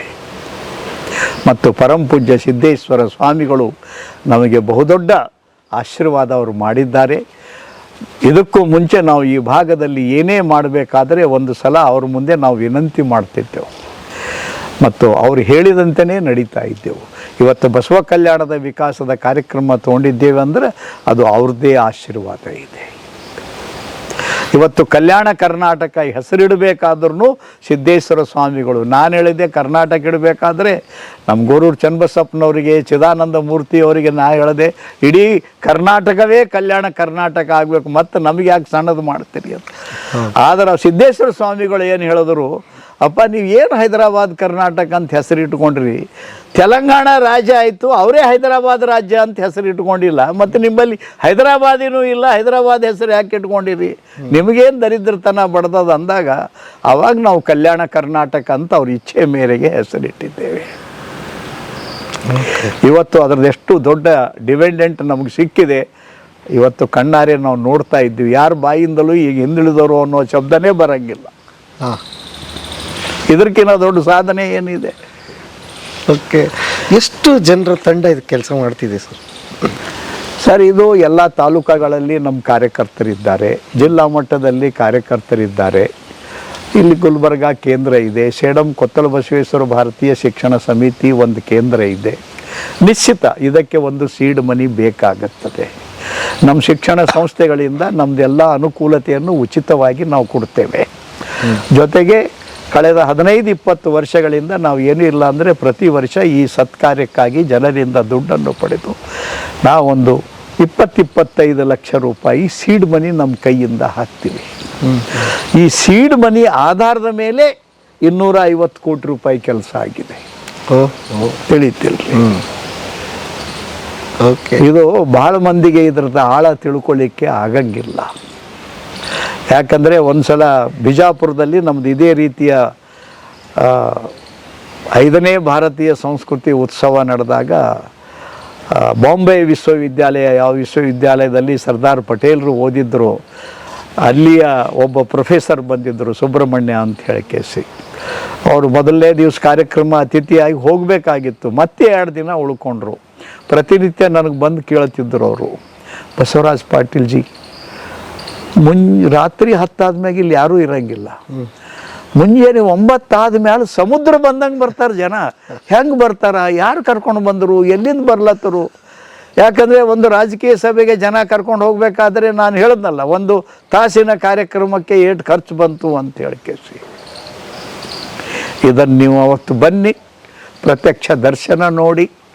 ಅದಕ್ಕಾಗಿ ನಿಮ್ಗೆ ಹೇಳ್ತೇನೆ, ಜಗತ್ತು ಸಿದ್ದೇಶ್ವರ ಸ್ವಾಮಿಗಳ ಕಾರ್ಯಕ್ರಮಕ್ಕೂ 40,000, 50,000, 80,000 ತನಕ ಒಂದೊಂದು ತಿಂಗಳವರೆಗೆ ಮುಂಜಾನೆ ಜನ ಪ್ರವಚನ ಕೇಳಲಿಕ್ಕೆ ಬರ್ತಿದ್ರು. ಆದರೆ ಸಿದ್ದೇಶ್ವರ ಸ್ವಾಮಿಗಳ ಕಾರ್ಯಕ್ರಮದ ಖರ್ಚು ಏನಪ್ಪ ಅಂದರೆ, ದೂರದಿಂದ ಬಂದವರಿಗೆ ಊಟ ತಿಳಿತಿಲ್ಲ, ಮೈಕಿನ ಖರ್ಚು ಅಷ್ಟೇ ಖರ್ಚು, ಬೇರೆ ಖರ್ಚು ಇರಲಿಲ್ಲ. ಅವ್ರ ವಸತಿ ಬಿಟ್ಟರೆ ಅವ್ರಿಗೆ ಜೇಬೇ ಇರಲಿಲ್ಲ. ಅಂದಮೇಲೆ ಜನರಿಗೆ ಒಳ್ಳೆಯದು ಬೇಕಾಗಿದೆ, ಒಳ್ಳೆಯದು ಸತ್ತು ಹೋಗಿಲ್ಲ, ಅದು ಸೂಕ್ತ ಸ್ಥಿತಿಯಲ್ಲಿದೆ. ಜಾಗೃತ ಮಾಡುವ ಕೆಲಸಕ್ಕೆ ನಿಮ್ಮ ಜಾಗದಾಗ ನೀವು ಮಾಧ್ಯಮ ತಗೊಂಡು ಕೆಲಸ ಮಾಡಿ, ಅದೂ ಒಂದು ದೊಡ್ಡ ವಿದ್ಯೆ ಇದೆ. ಈಗ ನಾವೇನು ಮಾಡ್ತೀವಿ, ನಾವು ಮಾಡ್ತಾ ಇದ್ದೀವಿ. ಆದರೆ ಮತ್ತೆ ನಾಡಿನ ಜನತೆಗೆ ನಾನು ಹೇಳ್ತೇನೆ, ಈ ಸತ್ಯದ ಅರಿವಾಗಬೇಕಾದರೆ, 800 ಕ್ಷೇತ್ರಗಳಲ್ಲಿ ಮಾಂಗಲ್ಯ ಬರಬೇಕಾದರೆ, ಆ ಶಾಸ್ತ್ರಗಳು ವಿಕಸಿತವಾಗಬೇಕಾದರೆ, ಇದೇನು 9 ದಿನಗಳ ಅಕ್ಷಯ ಯಜ್ಞ ನಡೀತಾ ಇದೆಯಲ್ಲ, ಪವಿತ್ರವಾದಂಥ ಕಾರ್ಯದ ಒಂದು ಹುಟ್ಟಿನಿಂದ ಸಾವಿನವರೆಗೆ ಅದರಲ್ಲಿ ಬಂದು ಸ್ನಾನ ಮಾಡಿ, ಒಬ್ಬ ನಿಮ್ಮ ಮಗನಿಗೆ IAS ಓದಿಸ್ಬೇಕಂತೇಳಿ ಡೈಲಿ ಕೊಟ್ಟು ಕಳಿಸ್ತೀರಿ, 5 ಲಕ್ಷ 6 ಲಕ್ಷ ರೂಪಾಯಿ ಖರ್ಚು ಮಾಡ್ತೀರಿ. ಇಲ್ಲಿ ನಿಮ್ಮ ಮಗನಿಗೆ 1,000 ರೂಪಾಯಿಯಲ್ಲಿ 10 ದಿನಕ್ಕೆ ಕಳಿಸಿ, ಅಲ್ಲಿ IASಗೆ ಹೋಗಿ ಏನು ಜ್ಞಾನ ಪಡಿತಾನಲ್ಲ, ಅಷ್ಟೇ ಜ್ಞಾನ ಅವನು 10 ದಿವಸದಲ್ಲಿ ಇಲ್ಲಿ ಪಡ್ಕೊಳ್ಳಿಕ್ಕೆ ಸಾಧ್ಯ ಇದೆ.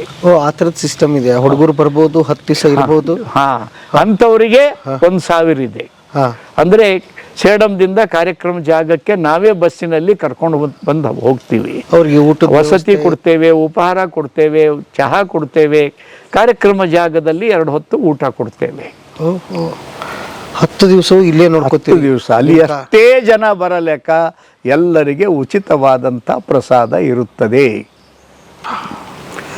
ಮತ್ತಿದು ಇವತ್ತೇ ಮಾಡ್ಲತ್ತೀವಂತಲ್ಲ, ಬಿಜಾಪುರದಲ್ಲಿ ಬಂದಿದ್ದರು 23 ಲಕ್ಷ ಜನ, ಕಲಬುರಗಿಯಲ್ಲಿ ಮಾಡಿದಾಗ 10 ಲಕ್ಷ ಜನ ಬಂದಿದ್ದರು, ಕನೇರಿಯಲ್ಲಿ ಮಾಡಿದಾಗ 16 ಲಕ್ಷ ಜನ ಬಂದಿದ್ದರು.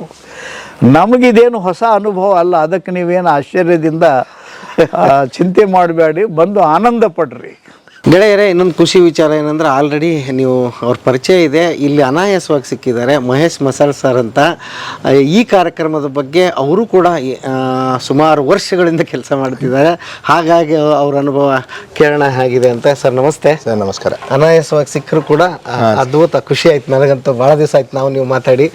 ಹೇಳ್ರಿ ಸರ್, ಈ ಕಾರ್ಯಕ್ರಮದ ಬಗ್ಗೆ ಮಾತಾಡೋಣ. ಸೊ ಈ ಕಾರ್ಯಕ್ರಮದ ಬಗ್ಗೆ ಹೇಳ್ಬೇಕಂದ್ರೆ, ನನಗೆ ಇದ್ರ ಬಗ್ಗೆ ಸ್ಫೂರ್ತಿ ಬಂದಿದ್ದು ಬಹಳ ವರ್ಷಗಳಂತನಲ್ಲ, ರೈಟ್, ಒಂದು 3-4 ವರ್ಷದ ಹಿಂದೆ ನಾವು ಬಸವರಾಜ್ ಪಾಟೀಲ್ ಸೇಡಂಜಿ ಅವರು ಆರ್ಗನೈಸ್ ಮಾಡಿದ್ದು, ಎಲ್ಲಿ ದೆಲ್ಲಿಯಲ್ಲಿ ಒಂದು ಸೃಜನ ಶಕ್ತಿ ಸಂಗಮ ಅಂತ ಹೇಳಿ ಆರ್ಗನೈಸ್ ಮಾಡಿದ್ರು. ನನ್ನನ್ನು NM ಬಿರಾದರ್ ಸರ್ ಅಂತ ಹೇಳಿ ನನ್ನನ್ನು ಕರ್ಕೊಂಡು ಹೋಗಿದ್ರು. ಏನು ನನಗೆ ಗೊತ್ತಿದ್ದಿದ್ದಿಲ್ಲ, ಬಿರಾದರ್ ಸರ್ ಬಾ ಅಂದಿದ್ರು, ಹೋಗ್ಬಿಟ್ಟಿದ್ವಿ. ಅಲ್ಲಿ ಹೋದ್ಮೇಲೆ ಗೊತ್ತಾಯ್ತು ಸೃಜನ ಶಕ್ತಿ ಸಂಗಮದ ಒಂದು ಮುಖ್ಯ ಉದ್ದೇಶ ಏನಪ್ಪಾ ಅಂತಂದ್ರೆ, ಎಲ್ಲ ಸಮಾಜದಲ್ಲಿ ಒಳ್ಳೆ ಕೆಲಸ ಮಾಡ್ತಾ ಇರೋ ಎಲ್ಲ ಜನರು ಒಂದ್ ಕಡೆ ಸೇರಿಸೋದು, ಅವರವರೇ ಮಾತಾಡೋದು, ಸ್ಫೂರ್ತಿಯನ್ನ ಹಂಚ್ಕೊಳ್ಳೋದು, ಮತ್ತೆ ವಾಪಸ್ ನಮ್ಮ ಕೆಲ್ಸಕ್ಕೆ ಹೋಗೋದು. ಯಾಕೆ ಅಂತ ಕೇಳಿದಾಗ, ಸಮಾಜದಲ್ಲಿರೋ ದುಷ್ಟಶಕ್ತಿಗಳು ಜಲ್ದಿ ಕೂಡಿಬಿಡ್ತಾರೆ, ಒಳ್ಳೆ ಶಕ್ತಿಗಳು ಕೂಡೋದಿಲ್ಲ, ಅದಕ್ಕೆ ಕೂಡಿಸ್ಬೇಕು ಅನ್ನೋದೊಂದು ಕಲ್ಪನೆ. ಅಲ್ಲಿ ಹೋದಾಗ ನನ್ನಲ್ಲಿ ಬಹಳ ಬದಲಾವಣೆ ಬಂತು. ನನಗೆ ಸಮಾಜದ ಬಗ್ಗೆ ಚಿಂತನೆ ಸ್ಟಾರ್ಟ್ ಆಗಿದೆ ಆವಾಗಿಂದ. ಇಲ್ಲಾಂದ್ರೆ ನಾವೆಲ್ಲ ಕಾರ್ಪೊರೇಟ್ ಟ್ರೈನಿಂಗ್ ಮಾಡೋದು, ಕಂಪ್ನಿಗಳಿಗೆ ಹೋಗೋದು, ನಾವು ಈ ಪ್ರಾಫಿಟ್ ಅನ್ನ 100 ಕೋಟಿಯಿಂದ 200 ಕೋಟಿಗೆ ಒಯ್ಯೋದು, ಇದೇ ಒಂದು ಕಲ್ಪನೆ ಒಳಗಡೆ ಇರ್ಬೋದು. ಅದು ಒಂದು ಅಂಶ ಇತ್ತು. ಬಟ್ ಅದಕ್ಕೆ ಒಂದು ಜಾಗೃತಿ ಬಂದಿದ್ದು, ಅದಕ್ಕೊಂದು ಪುಷ್ ಬಂದಿದ್ದು ಆ ಒಂದು ದೆಲ್ಲಿಯ ಪ್ರೋಗ್ರಾಮ್ನಲ್ಲಿ. ಸೊ ಅದೇ ಕಂಟಿನ್ಯೂ ಆಗಿ ಪಾಟೀಲ್ಜಿ ಅವ್ರ ಜೊತೆ ನನ್ನ ಸಂಬಂಧ ಕಂಟಿನ್ಯೂ ಆಯಿತು. ಎಷ್ಟೋ ವಿಷಯಗಳನ್ನು ತಿಳ್ಕೊಂಡೆ. ಇದೇನಿದೆ ಅಲ್ಲ, ಭಾರತೀಯ ಸಂಸ್ಕೃತಿ ಉತ್ಸವ ಏನಿದೆ ಅಲ್ಲ, ಇದೊಂದು ಮಹಾಭಾರತದಲ್ಲಿ ಏನು ಕೃಷ್ಣನ ಒಂದು ವಿರಾಟ ರೂಪ ಪ್ರದರ್ಶನ ಏನಾಗುತ್ತಲ್ಲ, ಓಕೆ, ಆ ಒಂದು ವಿರಾಟ ರೂಪ ಪ್ರದರ್ಶನ ಆದಾಗ ಅಲ್ಲಿ ಸುತ್ತಮುತ್ತಲು ಯಾರು ಇರ್ತಾರೆ ಅವ್ರಿಗೆ ಏನೇನು ಅನುಕೂಲ ಆಗುತ್ತಲ್ಲ, ಹಾಗೇನೆ ಅಂತ ನನ್ನ ಅನುಭವ ಇದು.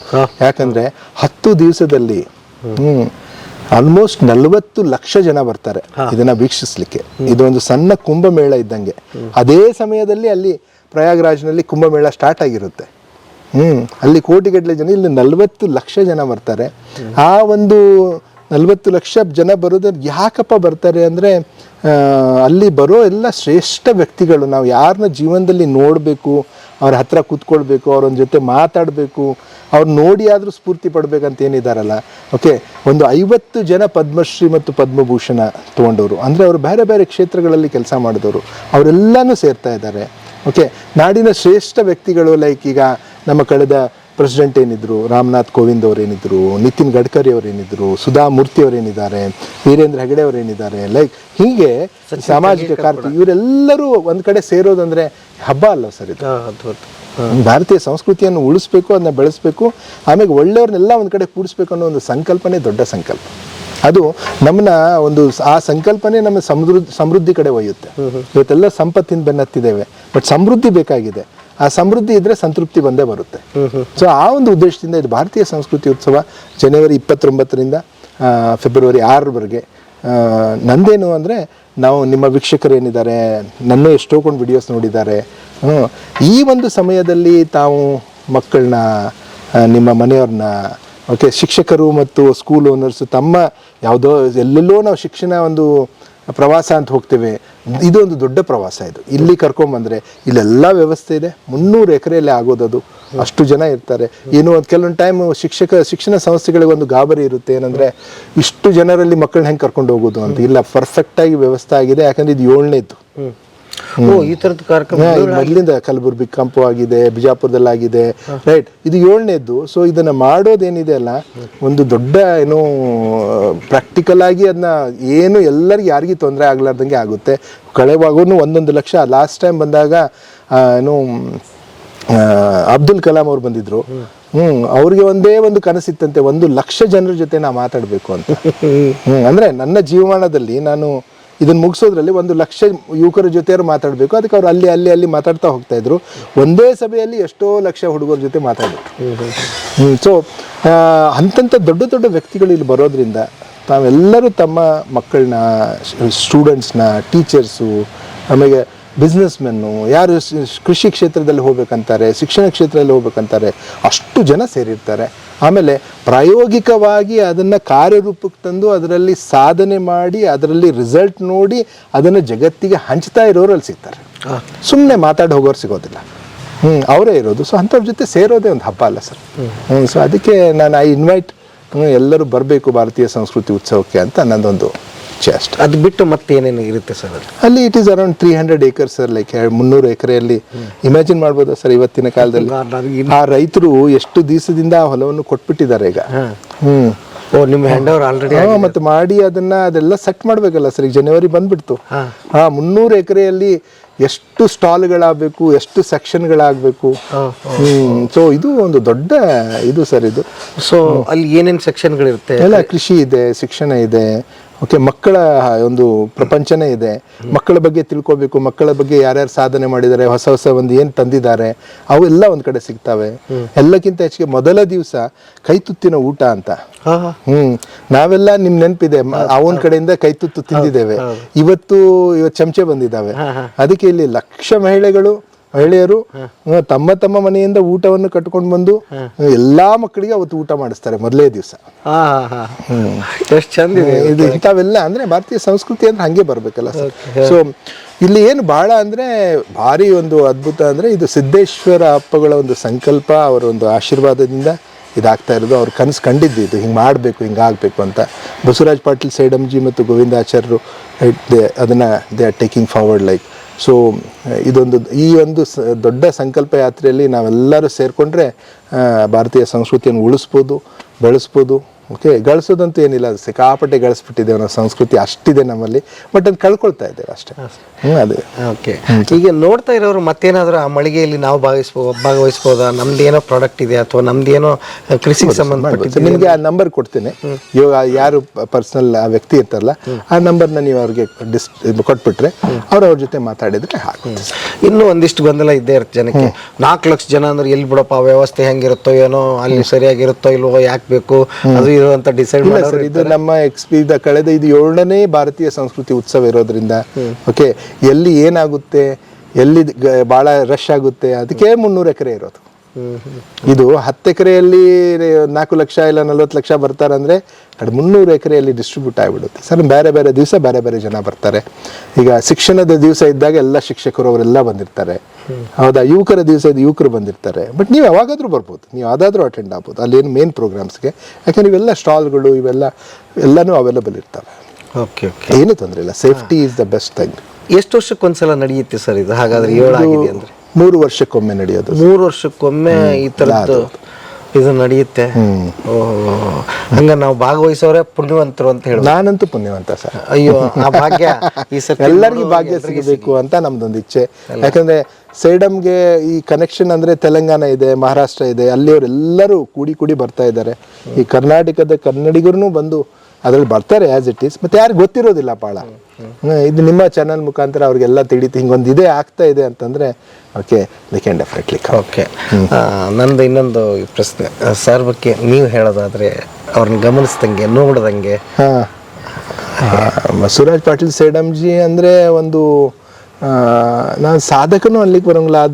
ಅದೊಂದು ಮೂಮೆಂಟ್, ಅದು ಮೂಮೆಂಟ್, ಸೆಲ್ಫ್ಲೆಸ್ ಸರ್ವಿಸ್ ಅಂತ ಏನು ಹೇಳ್ತೇವಲ್ಲ, ಏನು ತಮಗೆ ಏನು ಬೇಕಾಗ್ಲಾರ್ದು ಜಗತ್ತಿಗೆ ಕೊಡಬೇಕು ಅನ್ನೋದೊಂದು ಏನು ಭಾವ ಇರುತ್ತಲ್ಲ, ನಮಗಂತೂ ಬರೋದು ಭಾಳ ಟೈಮ್ ಹಿಡಿಯುತ್ತೆ ಸರ್ ಇನ್ನು. ಬಟ್ ಅದು ನೋಡ್ಲಿಕ್ಕೆ ಅವಕಾಶ ಸಿಗೋದು ಬಸವರಾಜ್ ಪಾಟೀಲ್ ಸೇಡಂಜಿ ಅವರು. ಈ want to contribute like the best. ಇವ್ರನ್ನ ಕಳ್ಕೊಂಡು ದುಃಖದಲ್ಲಿದ್ದೀವಿ, ನಮ್ಮ ಸಿದ್ದೇಶ್ವರ ಸ್ವಾಮೀಜಿನ. ಈ ಮೂಲಕ ನಾವು ಸಮಾಧಾನ ಪಟ್ಕೋಬಹುದಾಗಿದೆ. ಡೆಫಿನೆಟ್ಲಿ ಸರ್, ಅಲ್ವಾ? ಓಕೆ, ಎಲ್ಲ ಒಂದೇ ಅಲ್ಲ ಸರ್. ಆ ಒಂದು ಶಕ್ತಿ ಯಾವುದೋ ಒಂದು ರೂಪದಲ್ಲಿ ಕೆಲಸ ಮಾಡ್ತಾ ಇರುತ್ತಲ್ಲ, ನಮಗೆ ಆ ಒಂದು ಪರಿಸರದಲ್ಲಿ ನಮಗೂ ಇರ್ಲಿಕ್ಕೆ ಒಂದು ಅವಕಾಶ ಸಿಕ್ಕಿದೆ ಅಲ್ಲ, ಅದಕ್ಕೆ ನಾವು ಪುಣ್ಯವಂತರು ಅಂತ ಹೇಳ್ತೀವಿ. ಓಕೆ, ತಾವುಗಳು ಎಲ್ಲೆಲ್ಲೋ ಅಡ್ಡಾಡಿ ಇಲ್ಲಿ ಬಂದಿರಲ್ಲ, ನೀವು ಪುಣ್ಯವಂತರು. ನಿಜಕ್ಕೂ ಸರ್, ನಿಜಕ್ಕೆ ನನಗಂತೂ ಅವ್ರ ಬಗ್ಗೆ ನಿಜಕ್ಕೂ ಒಂದಿಷ್ಟು ಗರ್ವ ಮೂಡ್ತೀವಿ. ನಾನು ಮಾಡಿದ್ದೀನಿ ಅಂತ ಸರ್ ಮಾತಾಡಿಸಿ. Thank you sir. Right sir, ಅನಾಯಾಸವಾಗಿ ಸಿಕ್ಕರು ಅದ್ಭುತ 4 ಮಾತು ಚೆನ್ನಾಗಿತ್ತು. Thank you thank you sir. ಅಲ್ಲ, ಎಲ್ಲಿಂದ ಶುರುವಾಗಿತ್ತು ಮಾತುಕತೆ ಅಂತಂದ್ರೆ, ಹಿಂದುಳಿದ ಪ್ರದೇಶ ಅನ್ನೋದ್ರಿಂದ ಶುರುವಾಗಿದ್ದು ಈಗ ನನಗೆ ಅನಿಸ್ತಾ ಇದೆ ಮೋಸ್ಟ್ಲಿ ಇದೇ ದೊಡ್ಡ ಶ್ರೀಮಂತ ಜಿಲ್ಲೆ ಅಂತ ಈಗ ಅನಿಸ್ತಾ ಇದೆ ನನಗೆ ಕೊನೆಘಟ್ಟಕ್ಕೆ ಬಂದಾಗ. ಅಷ್ಟೇ ಅಲ್ಲ, ಸಾಂಸ್ಕೃತಿಕವಾಗಿ ಬೌದ್ಧಿಕವಾಗಿ ನಿಮ್ಮಂಥವ್ರು ಇರೋದ್ರಿಂದ ಅದಕ್ಕೆ ಇನ್ನೊಂದು ಪ್ರಶ್ನೆ ಕೇಳ್ಬಿಡ್ತೀನಿ. ಮುಂದೆ ದಯವಿಟ್ಟು ಏನಾದರೂ ತಾವು ಮನಸ್ಸು ಮಾಡಿ ಮತ್ತೆ ಏನಾದರೂ ಬರೋ ಚಿಂತನೆ ಇದೆಯಾ ರಾಜಕೀಯಕ್ಕೆ, ಅಥವಾ ಏನಾದರೂ? ದಯಮಾಡಿ ಇಂಥ ದರಿದ್ರ ಪ್ರಶ್ನೆ ಕೇಳಬೇಡಿ ಅಂತ ನಿಮಗೆ ನಾನು ಹೇಳ್ತೀನಿ. ಇಲ್ಲ ಸರ್, ಏನಾಗಿದೆ ಅಂದರೆ ಆಶಾ ಭಾವನೆನೇ ಮೂಡ್ತಾ ಇಲ್ಲ. ಇಲ್ಲ, ಒಳ್ಳೆ ವ್ಯಕ್ತಿಗಳನ್ನು ನಿರ್ಮಾಣ ಮಾಡೋಣ, ಅದರಾಗೆ ಯಾರಾದರೂ ಹುಟ್ಟಿ ಬಂದರೆ ಬರ್ತಾರೆ, ತಿಳಿತಿಲ್ಲ. ಹಾಗೂ ಈಗೇನು ರಾಜಕೀಯದಾಗ ಒಳ್ಳೆ ವ್ಯಕ್ತಿ ಇಲ್ಲ ಅಂತಿಲ್ಲ, ಆದರೆ ಕೆಲವು ಜನ ಇದ್ದಾರೆ, ಅವರಿಗೆ ಅವಕಾಶ ಇಲ್ಲ. ಈಗ ಇಷ್ಟೊತ್ತು ಒಂದು ಭೌಗೋಳಿಕ ಪ್ರದೇಶದ ಕಟ್ಟಿಕೊಟ್ರಿ ನಮಗೆ, ನಮ್ಮದು ಹೇಗಿದೆ ಜಿಲ್ಲೆ ಅಂತ. ಅಂಥ ಕಲ್ಪನೆ ಕೂಡ ಇವತ್ತಿನ ರಾಜಕಾರಣಿಗಳಿಗೆ ಇಲ್ಲಿ ಸಮಸ್ಯೆ. ಯಾಕೆ ಮೊನ್ನೆ ಎಲೆಕ್ಷನ್ ಆಗಿದೆ, ನೀವು ನೋಡಿದಿರಿ, ನಾವು ನೋಡಿದಿರಿ. ಅವ್ರ ಮೇಲೆ ಇವ್ರ ಮೇಲೆ ಅವರು ವ್ಯಕ್ತಿಗತ ಮಾತಾಡಿದ್ರು ಅಷ್ಟೇ ಹೊರತಾಗಿ ಈ ಪ್ರದೇಶಕ್ಕೆ ಏನಾಗಬೇಕಾಗಿತ್ತು, ನಾನು ಇದನ್ನು ಮಾಡ್ತೀನಿ ಅಂತ ಅವ್ರು ಬರಬೇಕಾಗಿತ್ತು, ನಾನು ಇದನ್ನು ಮಾಡ್ತೀನಿ ಅಂತ ಅವ್ರು ಸವಾಲು ಒಡ್ಡಬೇಕಾಗಿತ್ತು, ಜನಗಳು ನಮಗೆ ಇಂಥದ್ದು ಮಾಡ್ರಿ ಅಂತ ಕೇಳಬೇಕಾಗಿತ್ತು. ಅದೆಲ್ಲ ಬಿಟ್ಬಿಟ್ಟು ವ್ಯಕ್ತಿಗತ ನೆಲೆಯಲ್ಲಿ ಚುನಾವಣೆ ನಡೆದಿದ್ದು ನೋಡಿದಿರಿ. ಹಾಗಾಗಿ ಇವತ್ತಿನ ಯುವಕರು ರಾಜಕೀಯಕ್ಕೆ ಬರಬೇಕಂದ್ರೆ ಏನು ತಯಾರಿಯೊಂದಿಗೆ ಬರಬೇಕು ಸರ್? ನೋಡಿ, ವಿಪರೀತ ಪರಿಸ್ಥಿತಿಯಲ್ಲಿ ಅಸಾಧಾರಣ ವ್ಯಕ್ತಿಗಳು ಹುಟ್ಟುತ್ತಾರೆ. ಮತ್ತು ನಿಮಗೆ ಅದೇ ಕತೆ ಒಯ್ತೀನಿ. ಅಮಾವಾಸ್ಯೆಯ ಕತ್ತಲೆಯ ನಂತರ ಯಾವುದು ಬರ್ತದೆ? ಮುಂದೆ 15 ದಿನ ಆದಮೇಲೆ ಪರಿಪೂರ್ಣ ಚಂದ್ರನ ಹುಣ್ಣಿಮೆ ಬಂದೇ ಬರುತ್ತದೆ. ಅದಕ್ಕಾಗಿ ಆತ್ಮವಿಶ್ವಾಸ, ನಂಬಿಕೆ ಬುದ್ಧಿವಾಗಿಟ್ಕೊಳ್ಳಿ. ನಿಮ್ಮ ಕೆಲಸ ನೀವು ಪ್ರಾಮಾಣಿಕವಾಗಿ ನೀವು ಮಾಡಿ, ಅದರ ಕಿಡಿಗಳು ಇವತ್ತು ನಾನು ಇಷ್ಟೆಲ್ಲ ಮಾತು ಹೇಳಿದ್ನಲ್ಲ, ಏನಾದರೂ ಒಂದಿಷ್ಟು ಒಳ್ಳೆಯದಾಗ್ಯದಂತ ನಿಮಗೆ 100ಕ್ಕೆ 100 ನಂಬಿಕೆ ಬಂದದೋ ಇಲ್ಲೋ? ಮತ್ತಿದು ಯಾವುದೋ ಕಟ್ಟುಕತೆ ಅಲ್ಲ, ತಿಳಿತಿಲ್ಲ, ಪ್ರತ್ಯಕ್ಷ. 2,500 ಕೋಟಿ ರೂಪಾಯಿ ಕೆಲಸ 250 ಕೋಟಿದಾಗ ಮಾಡಿದ್ದೂ ಹೇಳತ್ತೀವಿ ನಾವು ನಿಮಗೆ. ಸುಮ್ಮನೆ ಹೇಳ್ತೀನಿ, ಇಲ್ಲಿ ಗುಲ್ಬರ್ಗಾದಲ್ಲಿ ಕಲ್ಯಾಣ ಮಂಟಪ ಇವೆ ಅಂತ ತಿಳ್ಕೊರಿ. ಈಗ ಒಂದು ಯಾರಾದರೂ ಅಲ್ಲಿ ನಮಗೆ ಬೇಕ್ರಿ ಮದುವೆಗೆ ಅಂತ ಕೇಳಕ್ಕೆ ಹೋದರೆ ಅವರು 3 ಲಕ್ಷ ರೂಪಾಯಿ 1.5 ಲಕ್ಷ ರೂಪಾಯಿ ಕಿರಾಯಿ ಹೇಳ್ತಾರೆ. ಈಗ ನಮಗೆ 10 ದಿವಸ ಕಲ್ಯಾಣ ಮಂಟಪ ಫ್ರೀ ಕೊಡ್ಲತ್ತಾರ 3 ಕಲ್ಯಾಣ ಮಂಟಪದವರು. 10 ದಿವಸದ ಏಟು ರೊಕ್ಕ ಐತೆ ಹೇಳ್ರಿ. ಒಂದು ಕಾಲಕ್ಕೆ ನಮಗೂ ಹಿಂಗೆ ಜರ ನಾವು ಒಳ್ಳೆ ಕೆಲಸ ಮಾಡ್ಲತ್ತೀರಿ ಕೂಡ ಅಂದ್ರೆ 3 ತಾಸು ಹೊರಗೆ ಕುಂತು ಕಾಯ್ಬೇಕಾತಿತ್ತು ಅವತ್ತು. ಇವತ್ತು ಅವ್ರು ಕಾಯಿಸಂಗಿಲ್ಲ. ನೀವು ಮೊದಲು ಹೇಳಿಬಿಡ್ರಿ, ಆ ಡೇಟಿಗೆ ನಾವು ಯಾವ ಲಗ್ನ ಮಾಡಂಗಿಲ್ಲ ಅಂತ ಹೇಳಿಬಿಡ್ತಾರೆ. ಇದು ಗುಡ್ ವಿಲ್ ಅಂತಾರೆ ಇದಕ್ಕೆ. ಮಾರ್ಕೆಟ್ನಲ್ಲಿ ಗುಡ್ ವಿಲ್ ಇದೆ. ಸತ್ಯ ಹೇಳಬೇಕಾದ್ರೆ ಎನ್ಕ್ಯಾಶ್ ಮಾಡೋರು ಇನ್ನೂ ಕಡಿಮೆ ಇದ್ದಾರೆ. ನೀವು ನಮ್ಮ ಜೊತೆಯಲ್ಲಿ ಸೇರಿ. ಅಯ್ಯೋ ಅದ್ಭುತ. ನಾನಂತೂ ಇಡೀ ಸಮಾರಂಭನ ಕವರೇಜ್ ಮಾಡ್ತೀನಿ. ನಮ್ಮ ತೋರ್ಸೋಣ ಅವರಿಗೆ ಖಂಡಿತ ಇರ್ತೀನಿ ಸರ್. ನನಗೆ ಮುಂದುವರೆದು ಇನ್ನೊಂದಿಷ್ಟು ನಿಮ್ಮ ಹತ್ರ ಪ್ರಶ್ನೆಗಳಿತ್ತು, ಬಟ್ ಇದಕ್ಕೆ ಸಂಬಂಧಪಟ್ಟಂಗೆ ಸುದೀರ್ಘವಾಗಿ ಮಾತಾಡಿದಿರಿ. ಇನ್ನೊಂದಿಷ್ಟು ಚಿಂತನೆಗಳಿದೆ ಇನ್ನೂ ಯಾಕಂದರೆ ನಿಮ್ಮ ಆಗಿನ ಕಾಲದ ಒಡನಾಟಿಗಳ ಬಗ್ಗೆ ನಾವು ಕೇಳಬೇಕಾಗಿತ್ತು, ಹೇಗಿದ್ರಿ ಏನು ಅಂತ. ಆಮೇಲೆ ನಿಮ್ಮ ಕೃಷಿಗೆ ನಾವು ಹೇಗಿತ್ತು ನಿಮ್ಮ ಕೃಷಿ ಅಂತ ನೋಡಬೇಕಾಗಿದೆ. ನಿಮ್ಮ ಮುಂದಿನ ದಿನಗಳಲ್ಲಿ ಅದು ಸಾಧ್ಯವಾಗಿ ಕೊಡಬೇಕು ಅಂತ ಕೇಳ್ಕೊತೀನಿ ಸರ್. ಆಯ್ತು, ನೋಡೋಣ. ಸೇಡಂಗೆ ಬರ್ತೀನಿ. ಈ ಕೃಷಿ ಮುಗಿಸ್ರಿ, ತಿಳಿತಿಲ್ಲ. ಇದೊಂದು ಸಪ್ತ ನದಿಗಳ ತೀರ್ಥ ಇದ್ದಂಗೆ, ತಿಳಿತಿಲ್ಲ. ಇದು ಮುಗಿದ ಮೇಲೆ ಬಾಕಿದ ಮುಂದಿಂದ ತಾನೇ ಅನೇಕ ವಿಷಯ ನಿಮಗೆ ಗೊತ್ತಾಗುತ್ತೆ. ಆಗಲಿ. Thank you sir. ಇಷ್ಟೊತ್ತು ನಮ್ಮ ಸಂದರ್ಶನ ಕೊಟ್ಟಿದ್ದಕ್ಕೆ ಕೋಟಿ ಕೋಟಿ ಪ್ರಣಾಮಗಳು. ಭಾಗ್ಯ ಸರ್. ಇಲ್ಲ ಇಲ್ಲ ಇಲ್ಲ ಇಲ್ಲ, ಹಂಗೆ ಮಾಡಬೇಡ್ರಿ ನೀವು. ಖುಷಿ ಆಯಿತು ಸರ್, ಖುಷಿ ಆಯಿತು.